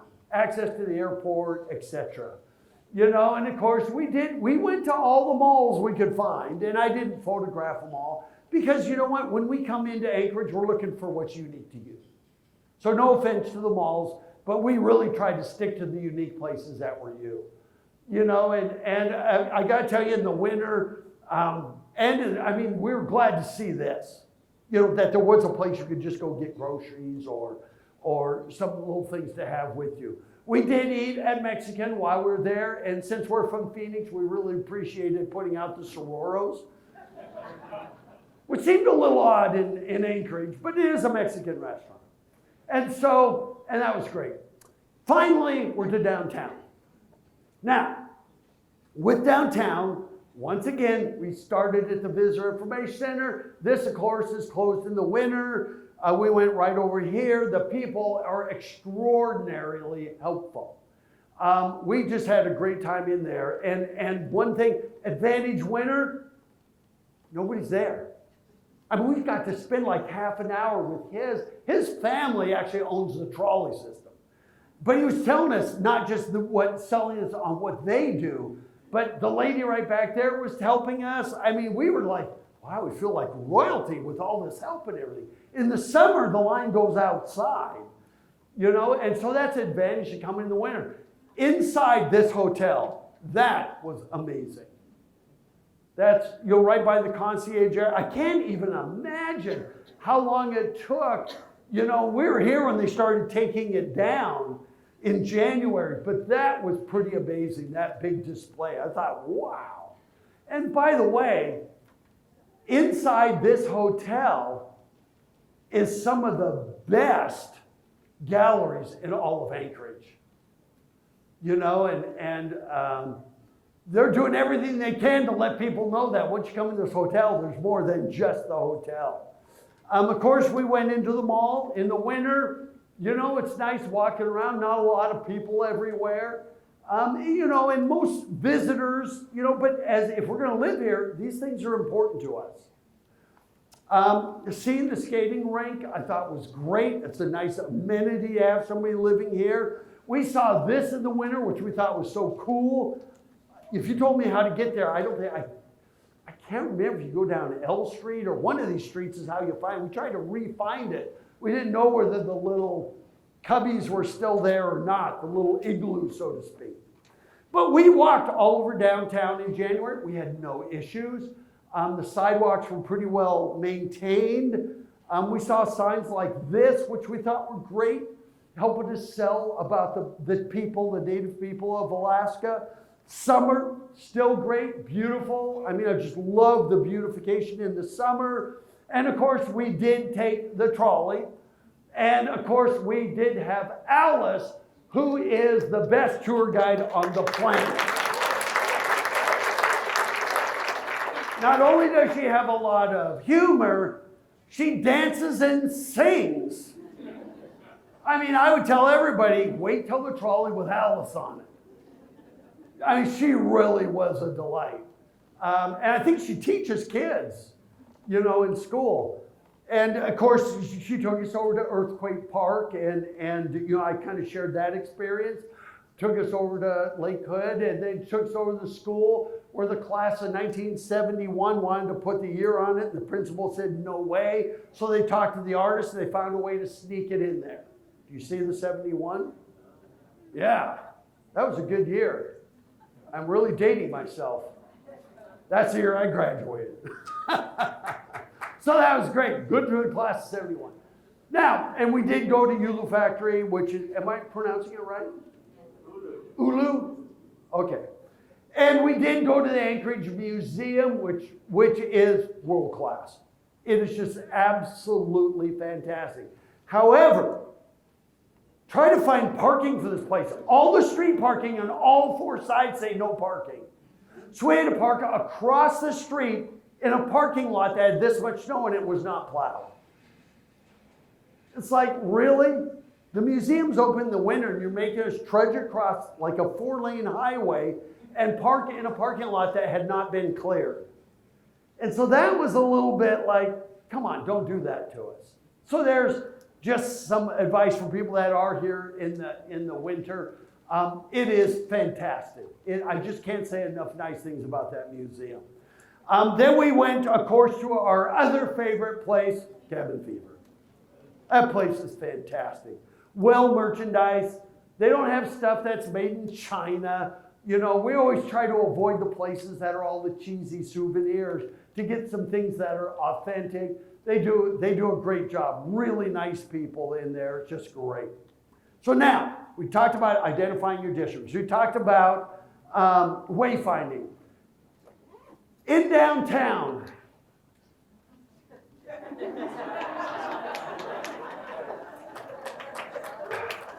this one here, I mean, by the way, this is a view from our room. And I mean, it's pretty astounding. But we have some two-way streets, we have some one-way streets. We're sitting there trying to figure out the core. Once you get down past about, what's that, D Street down there? Yeah, about D Street is where it kind of just fritters away. So we thought kind of D Street West is kind of the core downtown, down to what used to be Delaney Park, which used to be your air. I think the history of that used to be airstrip and everything is fascinating. But we thought this is kind of your core downtown area. But driving around in this for a first time, which was 2019 for us, was a nightmare. Trying to figure out how to get to the Hotel Captain Cook and how to navigate these one-way streets.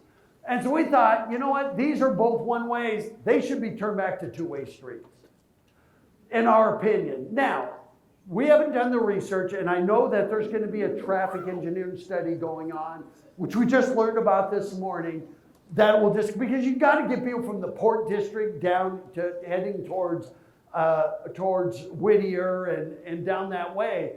But these right here is one way, because 3rd is two ways, 7th is two ways. I mean, it was, we just thought, yeah, you know what? Here's the thing. Downtowns need to be about people, not cars and traffic. And rather than have a state highway, 3 lanes, and by the way, departments of transportation have 2 main focuses. Public safety and moving traffic. I think there needs to be a 3rd one, economic development.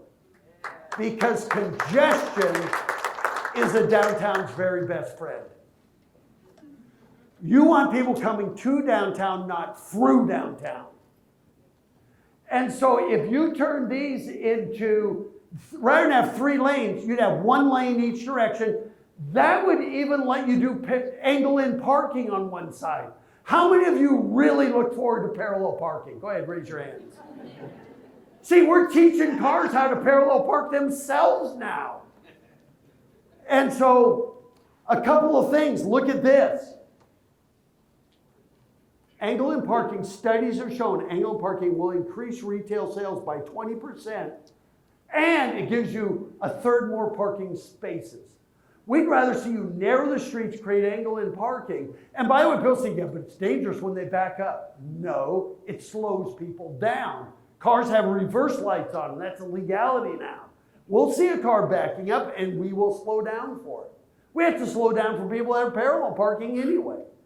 But we really believe that you need to make this about people. Let me give you an example. This is Greenville, South Carolina. Streets exactly like yours. A downtown very much like yours. Wide streets. Multiple lanes. You know, and in their case they have like 2 lanes both ways because it's a 2-way street. But that is it in the 70s. This is it in the 80s. Notice something in this. Not a very good photo. 1 lane each direction. Angle in parking. Notice the rows of street trees. That's it in the 80s. You want to know what it looks like now? Welcome to downtown Greenville, South Carolina. Now, Merchant said, you put those street trees there, it's going to block all our signs. Public Works said, you put those street trees there, they're going to uproot the sidewalk. We're going to have to clean all those leaves out of the storm drainage. There was all these excuses. You know what all merchants say now? Best thing we ever did as a city was put in these street trees. The revenues went up and the property values went up so much that it offset the fact that they actually cull the trees out every 20 years. They will cull a tree out and replace it with another one. And they're in these steel grates that go down like 10 feet. And they light them up in the winter. They are deciduous. And so we thought, man, narrowing down, and I'm not talking about the street trees. I just want you to narrow the traffic, slow the traffic down. You know, because even as a pedestrian, we're confused over what's one way, what's 2 ways. You know, and there's my quote. You know, and here's the follow-up to that. That is the goal. Because we walked it last night. And these are the little side streets. We have 3 blocks in a row only go north. So if you're down there on this side, you can't, I mean, why isn't it every other one? These are all the ones going north. Then these are the ones that are going south, you know, and then these ones are both directions. It's like, what the hell? I mean, what the heck?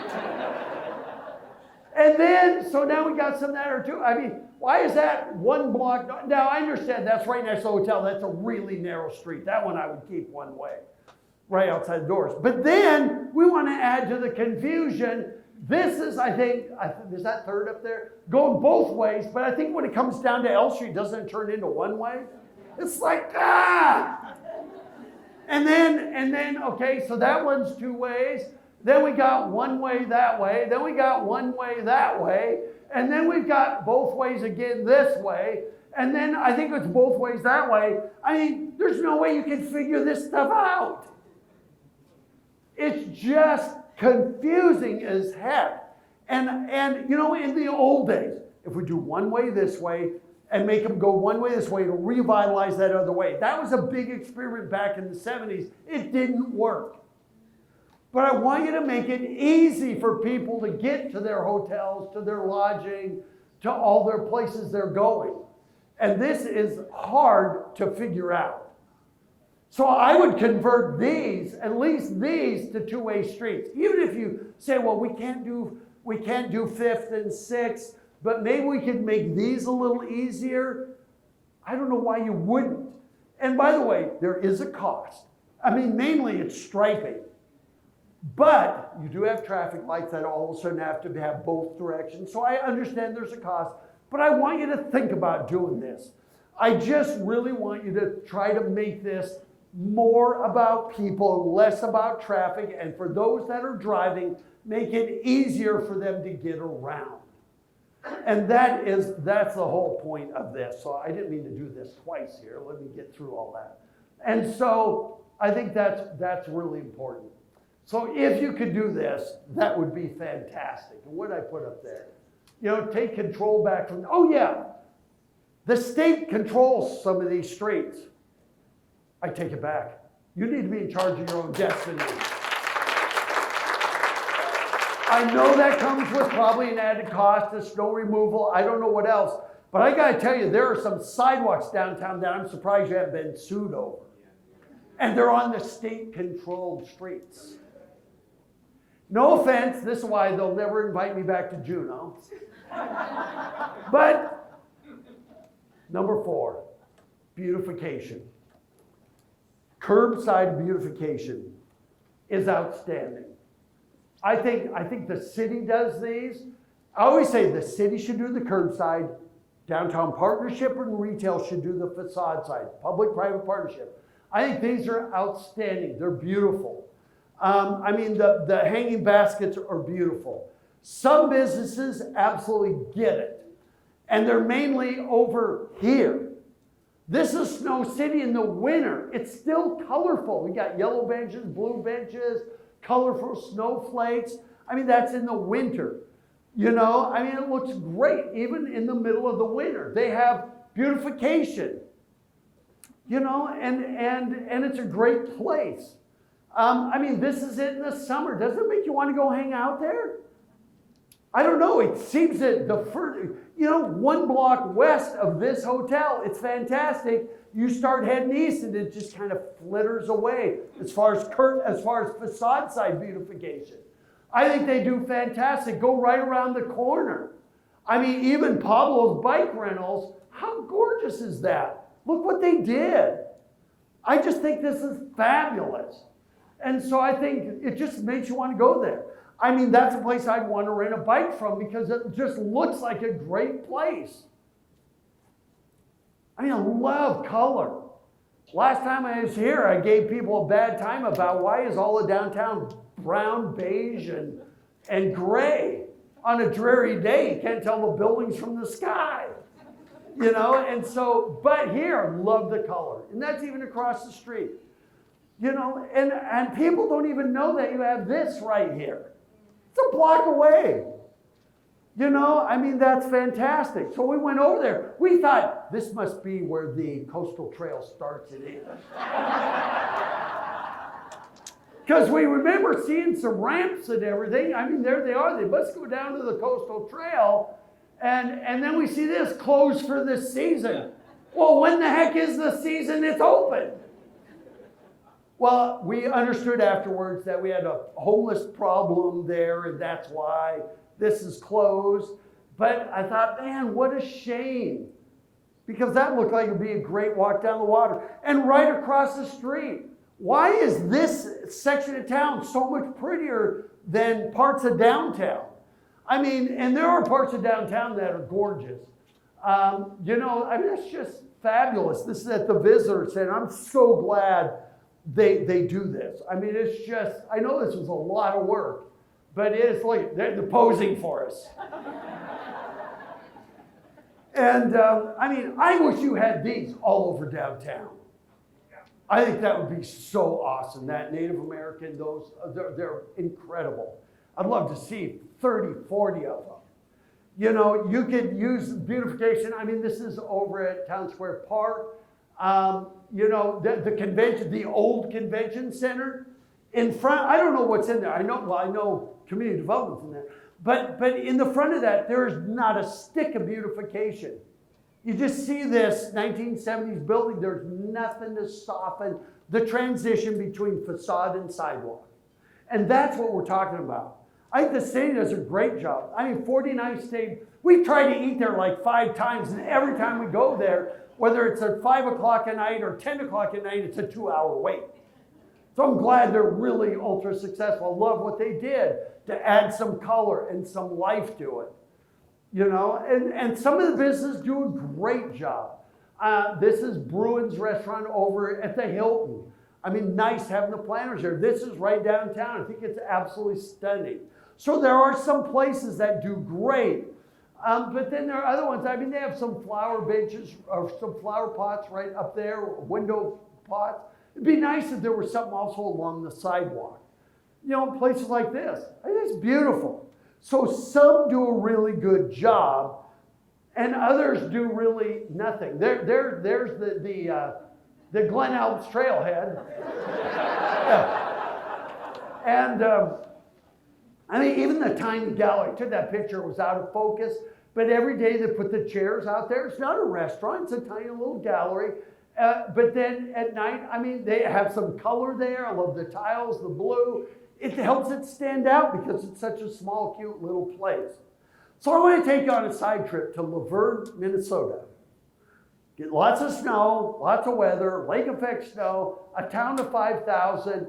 They have so much outdoor dining. Love to see more of that here. You've got wide sidewalks.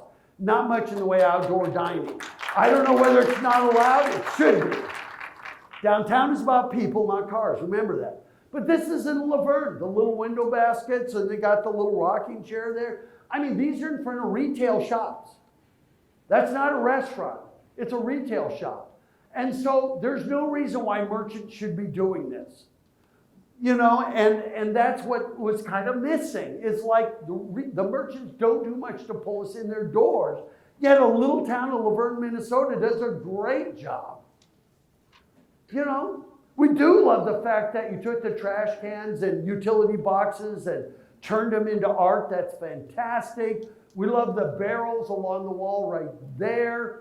I mean, just great. But then, you know, we love these, and they're all screened.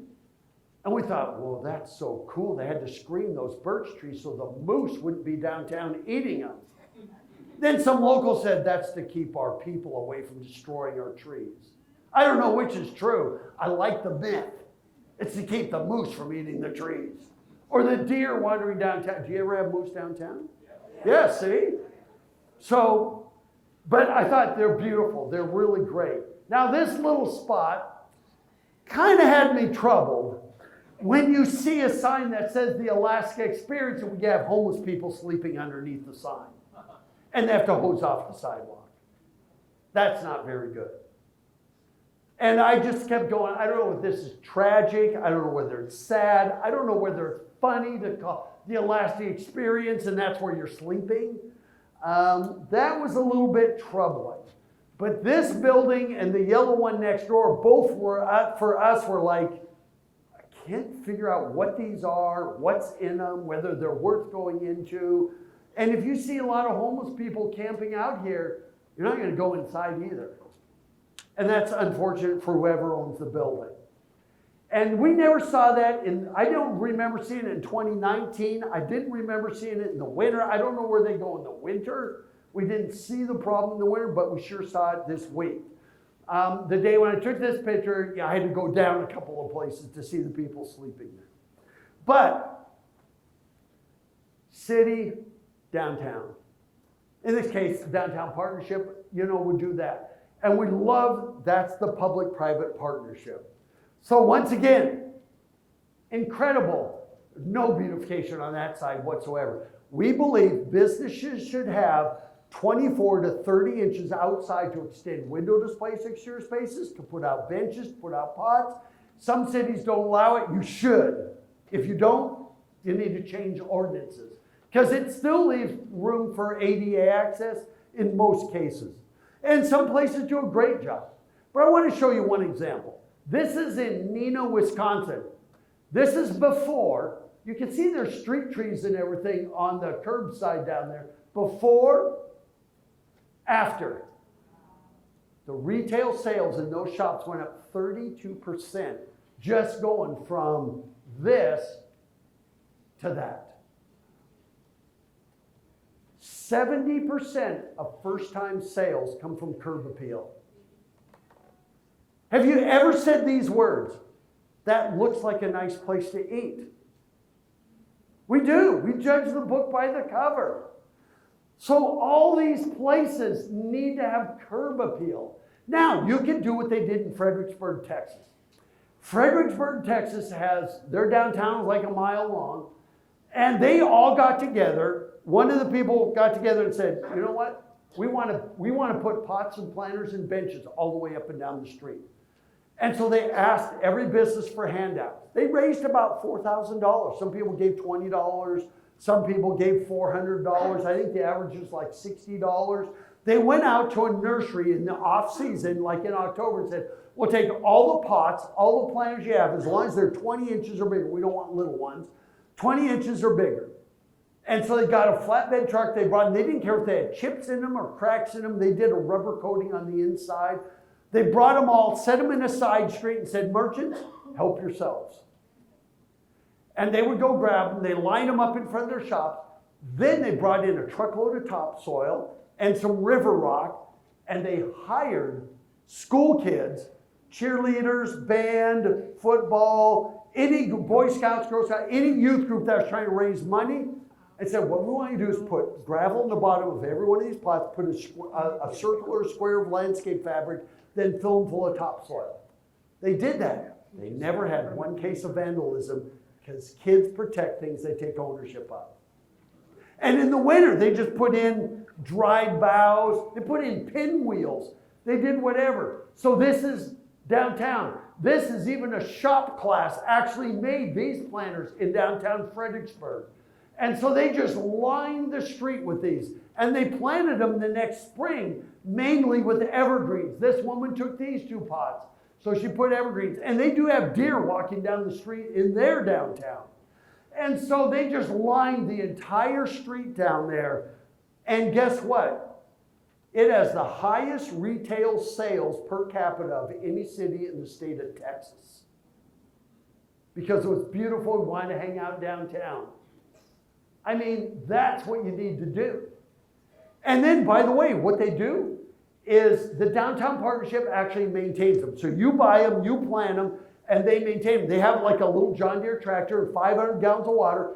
And the mayor has 1 day a month during the summer. They go out there every Wednesday and Friday to water everything, hanging baskets and the facade fronts. So the mayor has a date, other council people, Kiwanis, everybody takes turn, you know, and they'll go down there one morning. And so it's all volunteers to maintain them. And they had their garden club involved. And there was leftover pots, so people would create little groupings of this.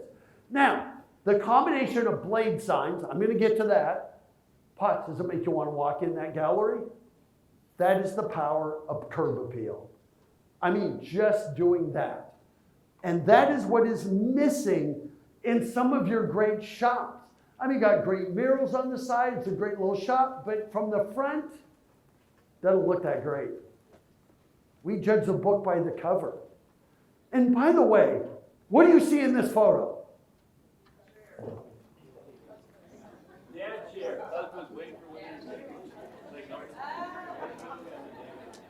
The husband's waiting for the women. Yep, that was not posed. By the way, women account for 80% of all consumer retail spending.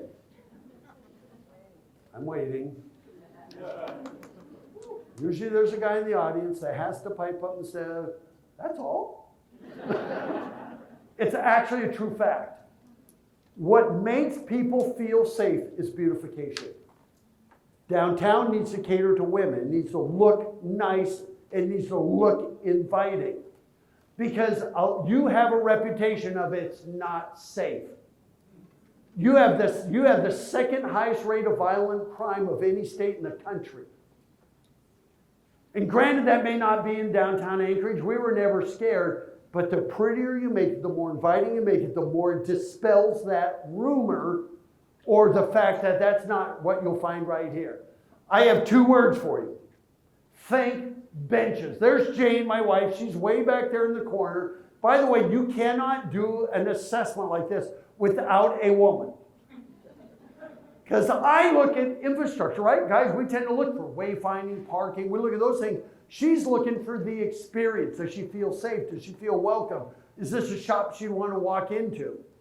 And so that's her modeling there. You can tell she was really happy with me. But you should have, in your downtown, you should have 100 other benches. Now, I know what you're thinking. If we put out 100 benches, we're going to have them all full of homeless people. Not true.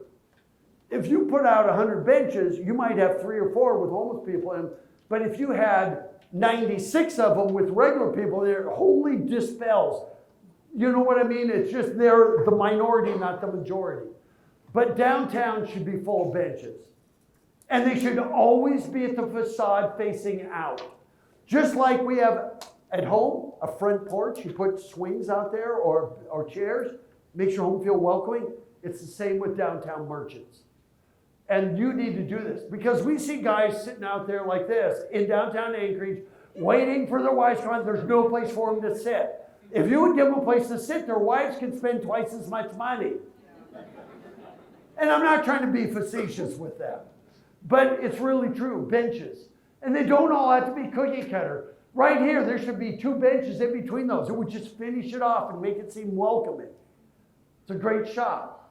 You know, I mean, we can keep going on. Right here, I love this gallery. But once again, there's nothing to soften the transition between the facade and the sidewalk. You know, this is a little ice cream shop up in Canmore, Alberta. They put out 2 tables and 4 chairs. They sell ice cream. They will give somebody ice cream if they will sit in those tables and chairs and eat it. Because the second we see them doing that, all of a sudden there's a line out the door of people buying ice cream. I mean, you know, look at that. Isn't that gorgeous? That's in Wickford, Rhode Island. All of these things, just think of it as home. Now, what about the winter? I know what you're going to say. I've heard this argument. We can't have anything on the sidewalks because we have to have snow removal. We have to blah, blah, blah, blah, blah. I don't think that, you know what? This is St. Jacobs, Ontario. They get a lot of lake effect snow. They get as much snow as Anchorage gets. And yet St. Jacobs, this is like in December and January, they've got sleighs out there. I mean, look at this. This is all I took in Ontario in the winter. It wasn't snowy that day. It snowed like the next day. But look what they do. They put in the pine boughs, the cedar boughs. You know, I mean, look at that. In this case, they have a little landscape strip. But you know what? In these towns, the merchants actually say, we'll move this, we'll get the snow. You know what? If you go to Europe, Paris, anywhere, the merchants are part of the solution. They don't say, city, what are you doing for me lately? They say, we want to beautify our place. Remember, your home, Anchorage's home to several 100,000, you're a service center for most of Alaska. Your downtown, this is not just about tourism. Wouldn't it be great if when it came to Christmas time, they come downtown to do their shopping? We're talking hundreds of thousands of people. So beautification isn't just during the summer season. I mean, there's no reason why you can't do any of these. I think that's fabulous. All of these were taken in Ontario in the middle of winter, in November, December, January. I mean, I just don't think there's any excuse for not doing beautification year-round. And so I'm just quickly going through these just so you can get ideas. And they will sweep, the merchants will shovel the snow out to the curb, and then the city comes along and picks it up from the curb. It's a public-private partnership. And that is so important. We want your downtown to be beautiful. We want people to say, Anchorage is the most beautiful town I've ever been in. They're not saying that. They're saying it around the visitor center, and they're saying it in parts of it, but it's not consistent. And so this is Port Elgin, Ontario, right next to Lake Ontario. And I mean, she's out there, there's her broom, there's her snow shovel. That's what you need to do. So that it just looks more inviting. There's just, the facade side beautification in most cases is pretty lacking. Now, if you don't do beautification, you extend window displays to exterior spaces. This is why merchants need to have that room to do that. You know, particularly during the summer months. I mean, this merchant does that, takes her about 15 minutes every day. It takes them, they do stuff like this. And by the way, no folding tables worth of stuff ever outside. You wouldn't put folding tables in the display window, so you don't put them outside. You extend window displays to exterior spaces. And so these are all things you could do. Because a lot of these are great shops, but there's just no facade side curb appeal. You know, even like here, this is so funny. I took this picture the other day, like 4 days ago, and I did this. If there's anything happening here, you should do a coming soon sign. And then, of course, I walked down there like 2 days ago and went, whoa, something is happening here. But there's still no signs that say coming soon. You know, always invite us back. You know, what's happening there? And I heard about it. I think it's really cool it's going to be there. But all of these places, add benches, add pots, make it attractive, pull us in. And then, by the way, I mean, come on. I'm shocked. There's no, I find other little places where they have the little, barricades over them and everything. I'm going, really? I mean, and this is just one. I mean, this, once again, if this is part of the state, take it back and control your own destiny. Because stuff like that, if you're walking from the Captain Cook downtown, this is where you walk. Talk about trip hazard, and there's like 30 of those. I don't know if street keys used to be there or what they were, but I mean, that's just like, no, don't do that. But once again, all of these, and by the way, all these temporary plastic banners, there should be ordinances that don't allow them. We believe that you can put up temporary signs, plastic banners, vinyl banners, those kinds of things, 3 times a year, for 2 weeks at a time, only for special sales and promotions. But you have businesses that have used plastic banners like this as their permanent signage. It makes you look like a second-class city, and you're not. And I'm sorry. This might be a great shot, but it just looks, and so you need that permanent signage. I mean, it needs to look better than that. I just think doing this just degrades you as a destination. And it's not just there. It's little things like this. How about some paint? Now, I took this when the restaurant was open because they do the pizza place does outdoor dining there. It's very busy. But this right here, just look at it. It's like, ugh, I don't want to stay here. And what happens is a lot of merchants walk in their back doors. They're never out on the sidewalk. They don't know what it looks like. I always say one thing about assessments, I can say things you might want to say but can't without paying a political price. I can go home with my tail tucked between my legs. You can't.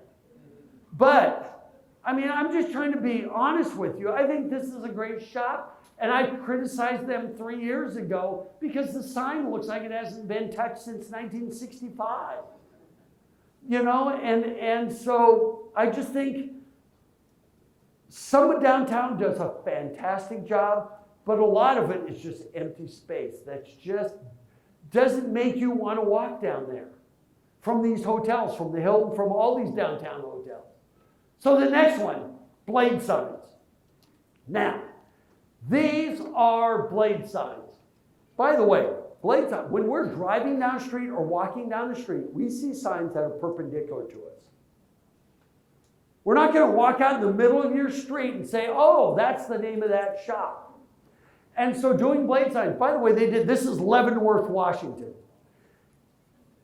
Chocolate, collectibles, trades, restaurant, you know instantly what they're about. And so that is really important. But these are called blade signs. And I think they're really important. Some of your businesses do them. Most of them don't. That's in Canmore, Alberta. I mean, that's great. That's what you need, particularly on your side streets. I mean, heck, this I took in Indiana, Winona Lake. Those are all retail shops. But here, you can see there's some right there. Blade signs will increase retail sales. So, can you tell me what's in any of those shops? Give me one reason why I should walk down that street. There's a ton of good reasons why you should walk down that street. But I'm standing here and I'm going, I don't see any beautification. I don't see any blade signs. As a matter of fact, that's a fantastic gallery. No blade sign. The only way I see it, and by the way, even this, I'm standing out in a parking space to get a picture of that sign. The only way I know what's over there is to be across the street. Because even though, see, if you're standing on the sidewalk, there's no way you can read any of those. You have to be across the street. Is that really what you want? Blade signs. I mean, we did eat at Orso. We came out of there and said, where's their sign? Well, it's above the awning. So I'm out here going, well, there it is, there it is. If I'm coming down the sidewalk, I can kind of see it there. But it's up too high even. And then, by the way, great place. We ate just about everywhere. We almost missed Crush. I mean, it's a great, one of your better restaurants, I think, and we almost totally missed it. It's on a side street, no blade signs. And so all of these, I mean, you know what? At least we know there, is that Glacier Brew House? We knew it's there. We've eaten there several times, but at least it has a blade sign. At least they took part of their awning and made it into that. So, general placement. This is Nantucket. The best cities in America all have blade signs. But you need to make them consistent. No lower than 7 feet, no higher than 9 feet, no wider than about 42 inches. So you have some consistency so you don't end up with sign clutter. You know, no backlit. Remember the old backlit fluorescent signs? Those died in the early 70s. You still have a few of them around. And then approximately 18 inches out from the facade. So those are some great blade sign rules for you. You know, typical sign sizing, no taller than 24 inches, no wider than that. They all need to be unique to the business. They can be oval, they can be square. By the way, don't put phone numbers on signs. We don't even call each other anymore. We text each other and we say, is it okay if I call you now? Right? So do that. You know, that's Nantucket. This is Carmel, California. You know, get into bigger cities, Valparaiso, Indiana. You know, so you can see they're slightly bigger there. You know, and if you have awnings, you know, under the awnings, what do you do there? You know, the height makes a little bit different. We love awnings where you can. This is El Dorado, Arkansas. And number 6, invite us back.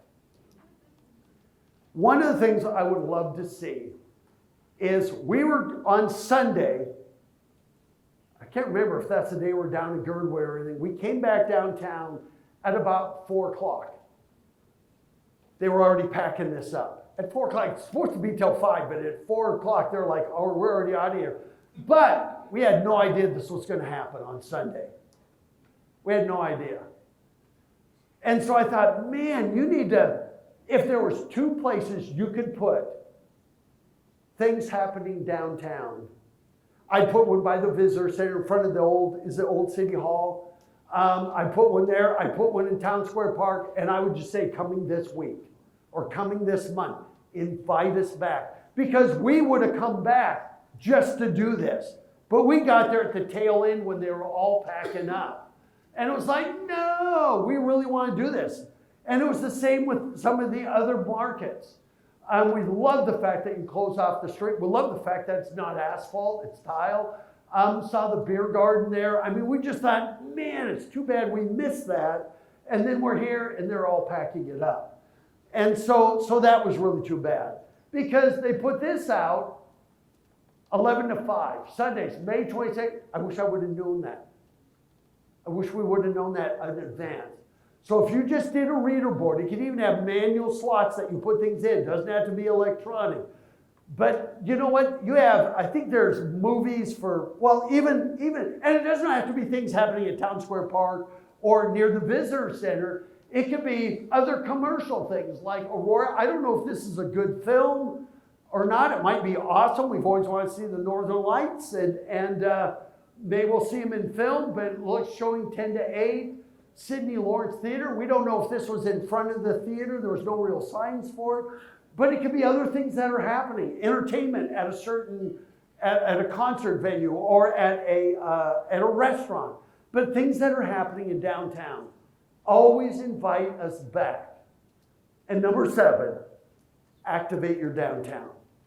So, this community spent a lot on streetscapes, spent a lot on facade improvements. We spend a lot on downtown events. We spend a lot of money on marketing, beautification, parking issues, retail and business things, business recruitment. We do all of these kinds of things.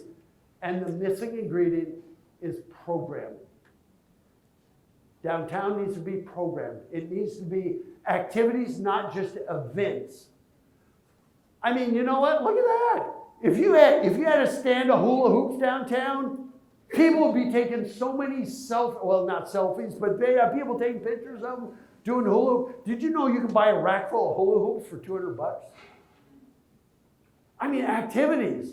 Make a place where people are like alive. In our Destination Development Library, we've got all kinds of videos that can walk you through this, but I want to give you just some quick ideas. Because as Bill is often quoted, downtown needs to be the community living room.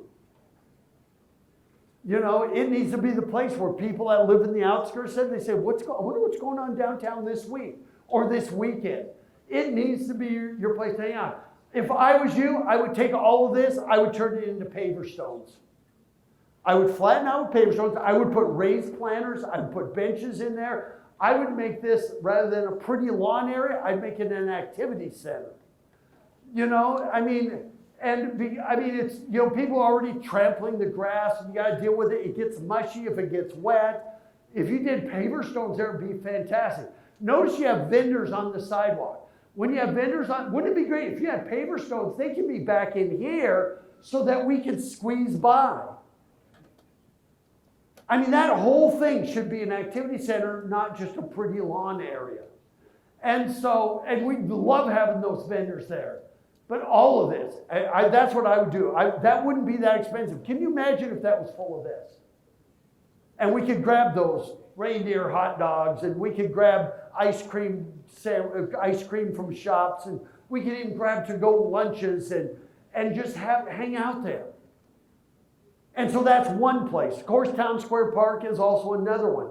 By the way, look at this. It doesn't even have to be expensive. Look what they use. Wire reels as tables. It doesn't have to be expensive. It's a place for us to go and hang out as visitors and as local residents. You need to have these all over downtown. Here they took up a couple of parking spaces to do that. You know, and even into the winter months. Wouldn't that be cool in the fall and in the spring? To be able to have these fire pits and people hanging out in downtown. You know, and I keep looking at wide open spaces. There should be 6 or 7 of those big chess sets right here. You know, it just needs to be more than an event. This is downtown Seattle. You know, they did that. They took a green area and they turned it all into paver stones, all full of tables and chairs. And there they got foosball tables in the summer. I mean, just creating places like this. All these families that are coming up here. You know, families that live here. Remember, we're trying to get people to want to live here. This all of a sudden makes it worth it. The extra cost, you know, of getting here. That's, if you feel Foursquare where they're, you know, like tic-tac-toe. I mean, look at these. How cool would it be to have some of these in your downtown? You know, like that. Look at that. 1, 2, 3, 4, 5. They got a whole bunch of them. And so I kept thinking that, man, even Town Square Park, we were here in the winter, I'm going, I don't know how you do chess in the winter. You really can't. So this obviously would change by seasons. But we were here in the winter, and it looked pretty much abandoned. Of course, you know, we saw this. You know, every once in a while we'd run into a barricade out there, caution signs. There was a pile, you know, some of these were tipped over in Town Square Park. And, you know, we found some clothes laying out there. It's like, you gotta be joking.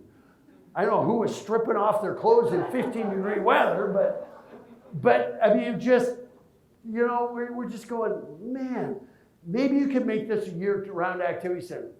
So, I saw a cool thing. I was working in Reston, Virginia, and they did a cool thing in their Town Square Park. They created this glass covering.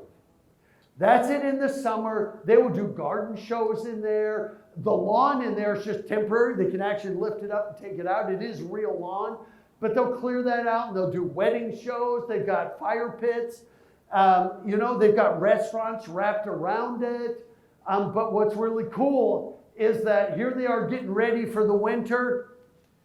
And wouldn't that be cool in the middle of your downtown? I mean, that is awesome. That is what you need. You've got this space, and it needs to be, I always say cities need to move away from events and move into activities.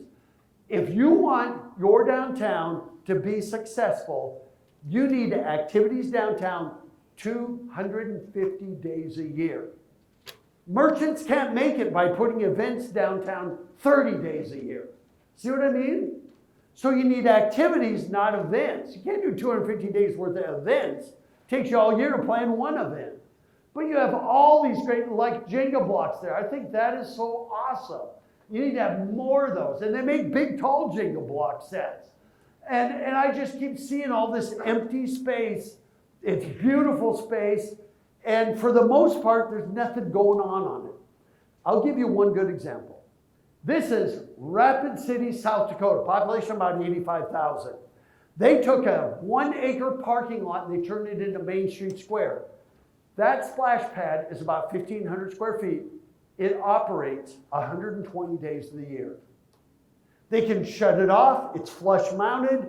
So when there's events happening on the stage on Main Street Square, which is the stage is right there, there's the splash pad. They can shut it off if they want. See that circular area? That's it in the summer. That's it in the winter. They make $130,000 a year just renting ice skates, and they have to dole them out because it gets too busy. And by the way, that's a little bigger than the ice rink in Rockefeller Center. It's about 8,000 square feet. So imagine, ice rink, 120 days a year, splash pad, 120 days a year. There's 240 of your 250 days right there. Activities. And I mean, it's amazing. And at 9 o'clock at night, it goes to higher pressure, and they do music and light shows with the water on that little splash pad. I mean, these are the kinds of things you can do. Now you're saying, well, Roger, you know what it's going to take? Can you imagine putting away all those chess sets, restacking all those Jenga blocks, putting away the hula hoops, doing all of that? Well, let me tell you about Rapid City. So they program Main Street Square and downtown. For you, you have a bunch of downtown you can do this in. But here it is. It costs them about $550,000 a year. And already, I know some of you are going, oh, we can't afford that. Let me tell you how they raise the money. First of all, Destination Rapid City is their Main Street, is their downtown partnership. And they have 5 full-time staff. So where do they get the money? Let's just cut to the chase. Funding. The city pays $50,000 a year, in your case, to the downtown partnership, and they have a contract with the city that says you will program activities in downtown a minimum of 250 days a year. That's their contract. Everything falls under the city's umbrella insurance. And so the downtown partnership, in their case, Destination Rapid City, they have a business improvement district downtown that also funds $50,000 a year to program all of downtown, Main Street Square, other places. Then ice skate rentals, $130,000 a year. That's net, because they have to replace them and sharpen them and stuff. And then beer garden events, $120,000 a year. I mean, then vendor sales, $100,000 a year. They get 10% of vendors, and it's on the honor system. And they'll have food trucks and all kinds of vendor, artisans, shows, you name it. It's like a public market year round there. And then they get sports sponsorships of $160,000 a year. I mean, they even get foundation grants and other support. You know what? Only $50,000 a year is what it costs the city. I mean, where's my friend from Caldwell? She's probably not here, but I think your hospital administrators from Caldwell, Idaho, or they did one of these. They make $300,000 a year renting ice skates. That's a town of 50,000. And so this can be done. We love places like this. We want to hang out in places like this. I mean, I worked in Whistler Resort in British Columbia where we had propane heaters. People were eating outside in the middle of the winter. You know, they're wearing all their ski gear. But we just kept going, I love the rooftop bar up there. I mean, these are great during the summer. But even during the winter, there's no reason why you can't program spaces like this.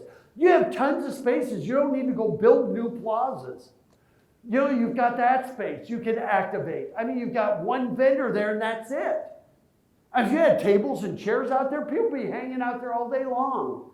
And you know what? The restaurants, the shops there would do better. That's where the Mint, I think, is.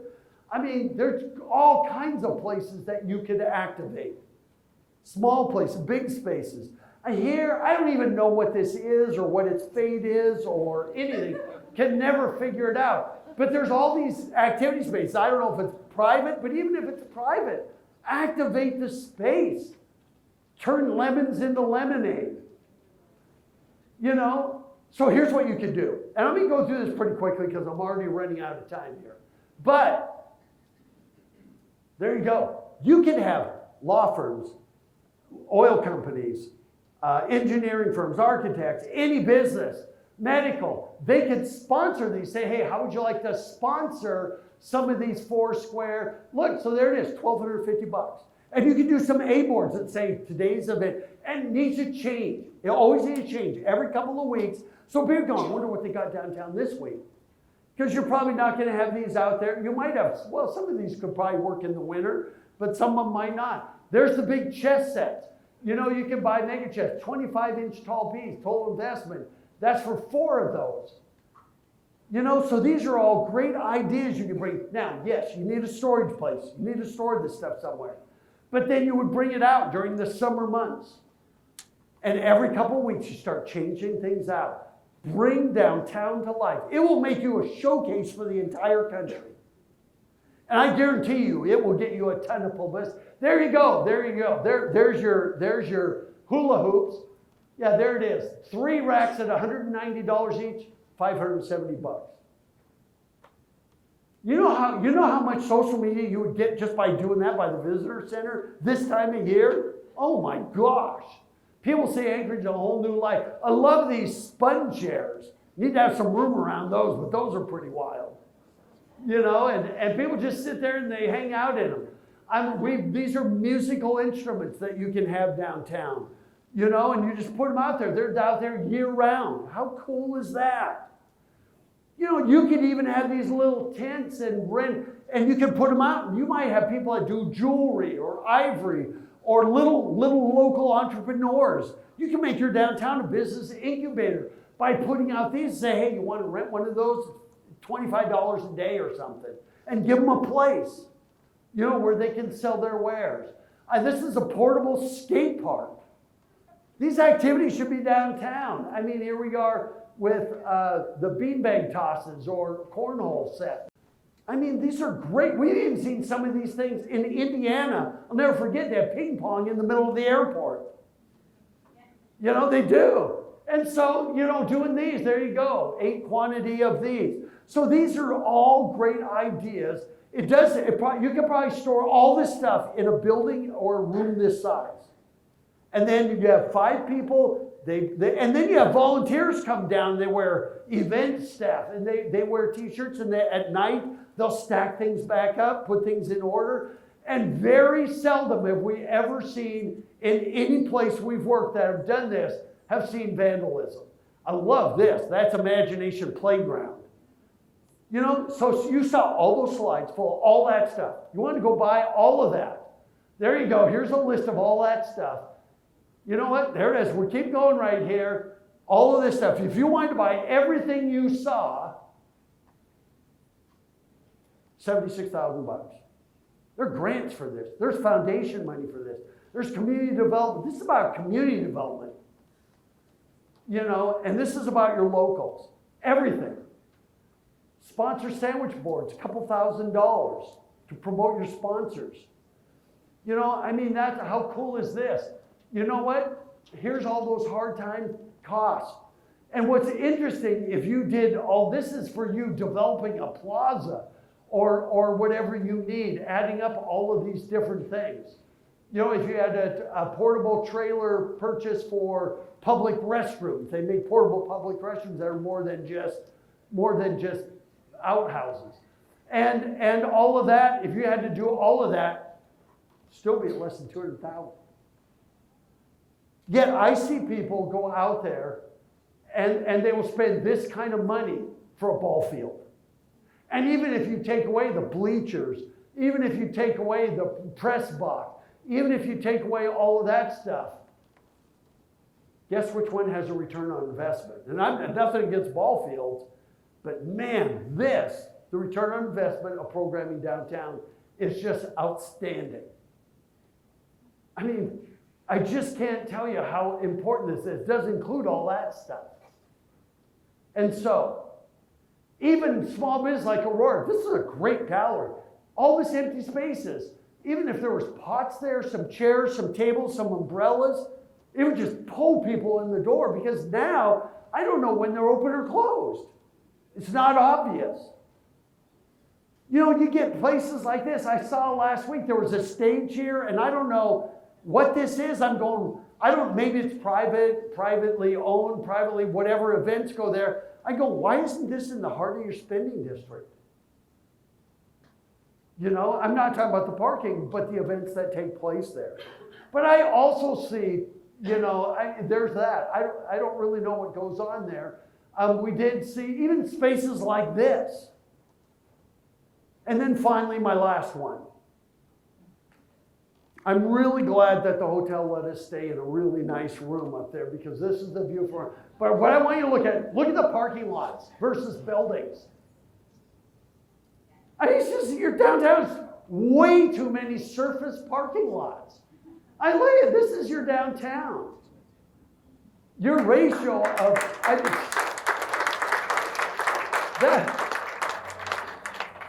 that's from one window in our hotel room. Pretty nice views, huh? And I'm not saying that's beautiful. I mean, it is beautiful. But I keep going, why are you doing this? The highest and best use would be condominiums, would be retail. Now, I'm not saying to get rid of all those parking lots, but I got to tell you, I was walking in these parking garages and they were 90% empty when the parking lots were full. By the way, I took this picture on Sunday. So when you say, well, nobody's even in the parking lots, well, it was Sunday. Now, we've been watching them. These parking lots were full of parking garages I see like half full. If we can get people parking in parking garages and then fill these in with retail, make downtown a real downtown and not about cars, would be fantastic. I mean, there's just so many of this. Even in downtown, we find places that have abandoned parking lots. I think that's in one of these. But everywhere we go, it's like everything's about cars and asphalt. And I think that's too bad. And by the way, boomers are the ones that love moving into downtowns. We want rid of the yard. It's not young people. They still want the yard. They want their kids to be able to have a place to play and ride their bikes. But for boomers, they would love living in a downtown. But it's just too many surface parking lots. And it may mean you need to build another parking garage. I'd rather see you build a parking garage and then convert these with the money you could sell, putting these back on the tax rolls. You could build those parking garages. And your downtown would be alive. It would have more people living in downtown. And downtowns are desirable places to live. You know, I mean, that just drove me crazy. The days of you have to have X amount of parking spaces for X amount of retail ended 30 years ago. If those are still in your city ordinances, you need to rewrite your ordinances. We're in the age of shared parking. We have one parking lot that fits everybody. And so I think that is really, really critical. And so, yes, Bill, I'm hurrying here. So we are in the age of shared parking. So I'm almost done. But you know what? This is in Stockton, California. See that on the right? That is a parking structure, but it has first floor retail. If you ever go to Bellevue, Washington, go to Bellevue Square, you'll see Container Store and a bunch of retail. Behind it is parking. You wouldn't know it. You could do that here, where you have parking up, but your first floor is still retail, restaurants, or we've even seen some that are housing. I mean, you know, Stockton, California, look at that, whole first floor is retail, the rest of it's parking. So even that gives you a way to help fund your parking garage, because now you have leased space on the ground floor. This is in Greenville, South Carolina. The parking garages are actually beautiful. Fits the architecture in your downtown. And one more thing about parking is I think it'd be really important to let us know how much it is. Like right up here, put there, it's, you know, I think one of them says $1.25 or something for your first hour. Well, what about after that? You know, is that just to pull me in and then it's $5 an hour, $10? I don't know what it is. But here you should say, public parking, you know, $5 all day, whatever it is. And by the way, Walnut Creek, California does a cool thing. It's $1 an hour up to 3 hours, and after that it's free. They incentivize people to stay longer. So,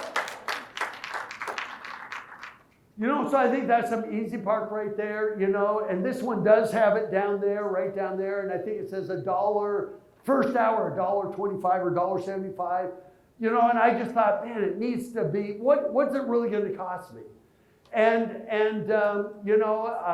So we see all of these.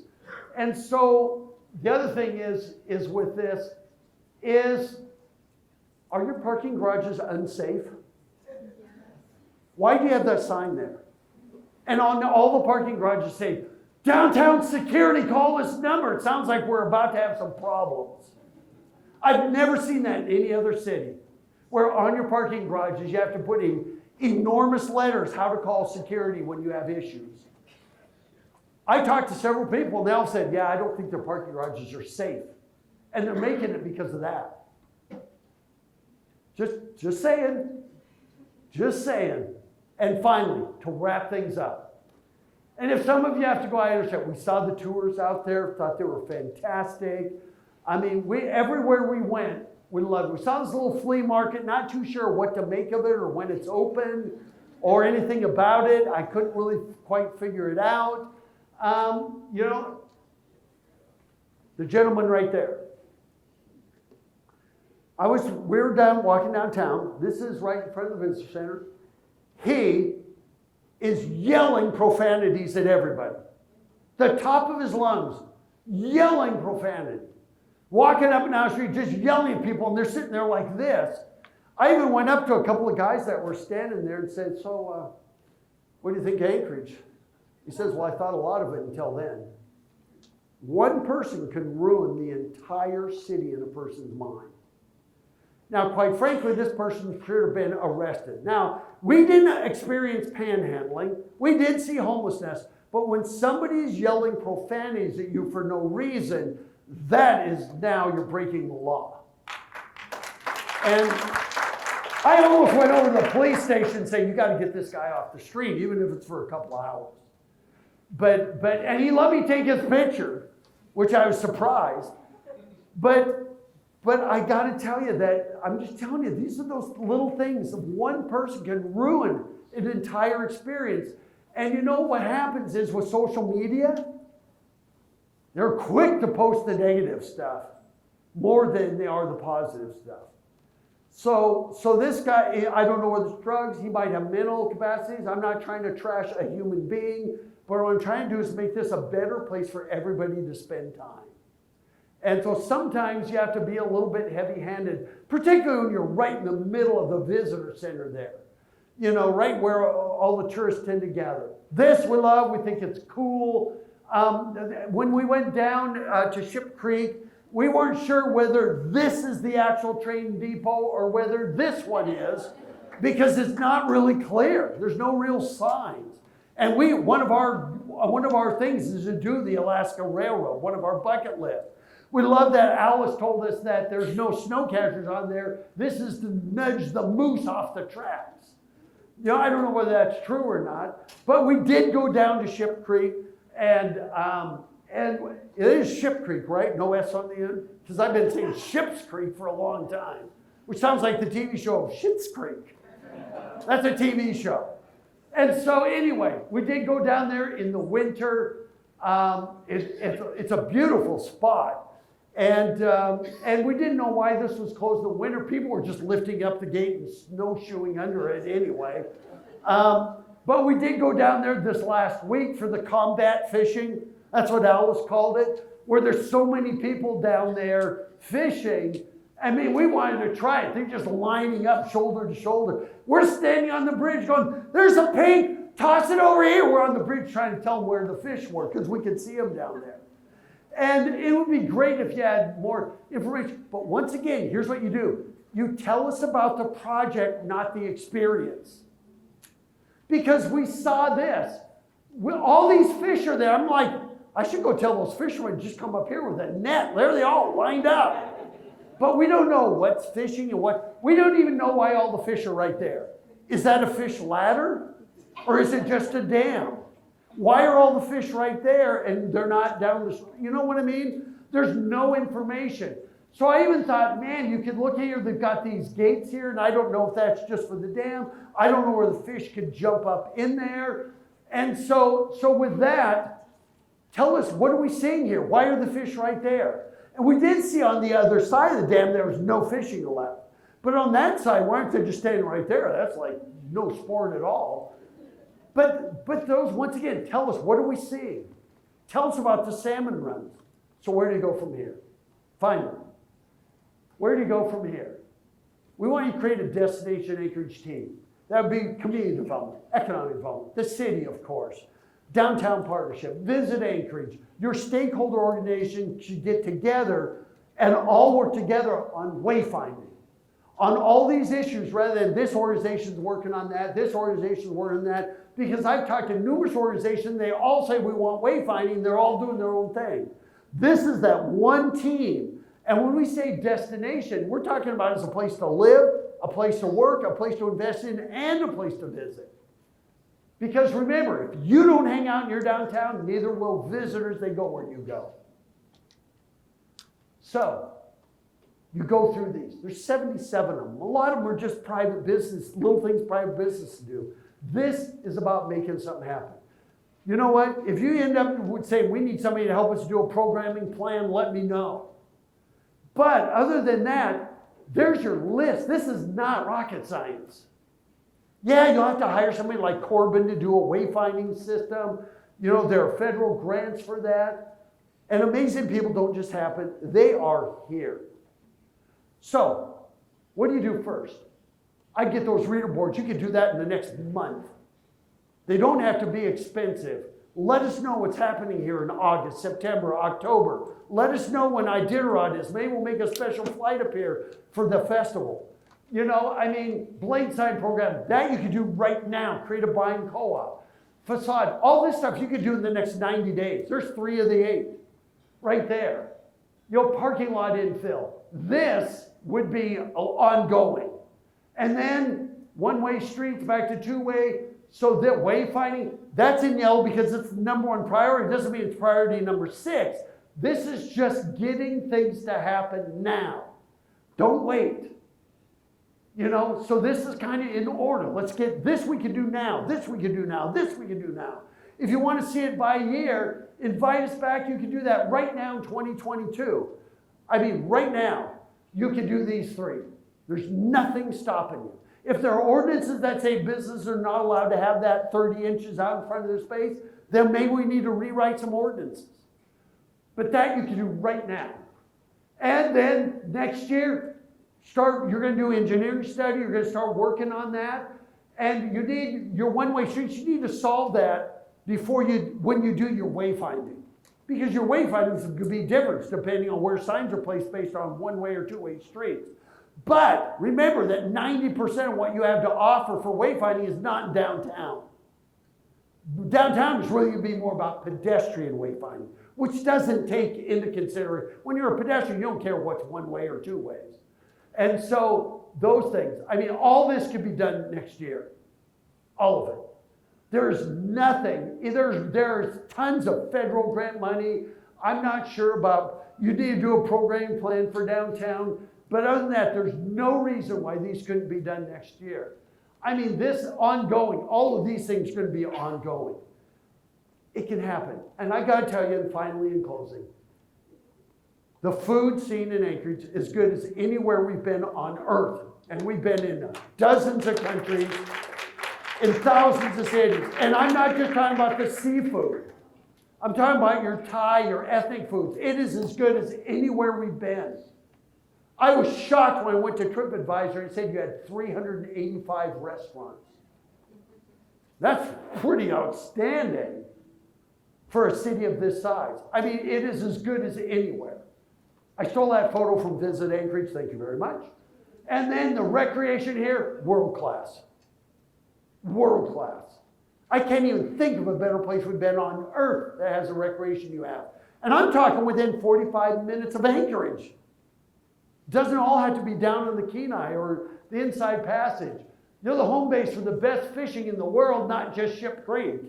Matter of fact, You know, I think the attendance at the luncheon yesterday was like 1,200 because the other 600 were out fishing. Just guessing. But look at this. Home to the base for the best wildlife viewing on the planet.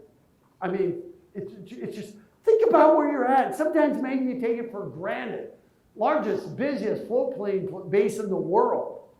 When I was here in the 80s, I remember working for Paradigm Corporation, where half the pilots out there didn't even have licenses. Everybody was a bush pilot.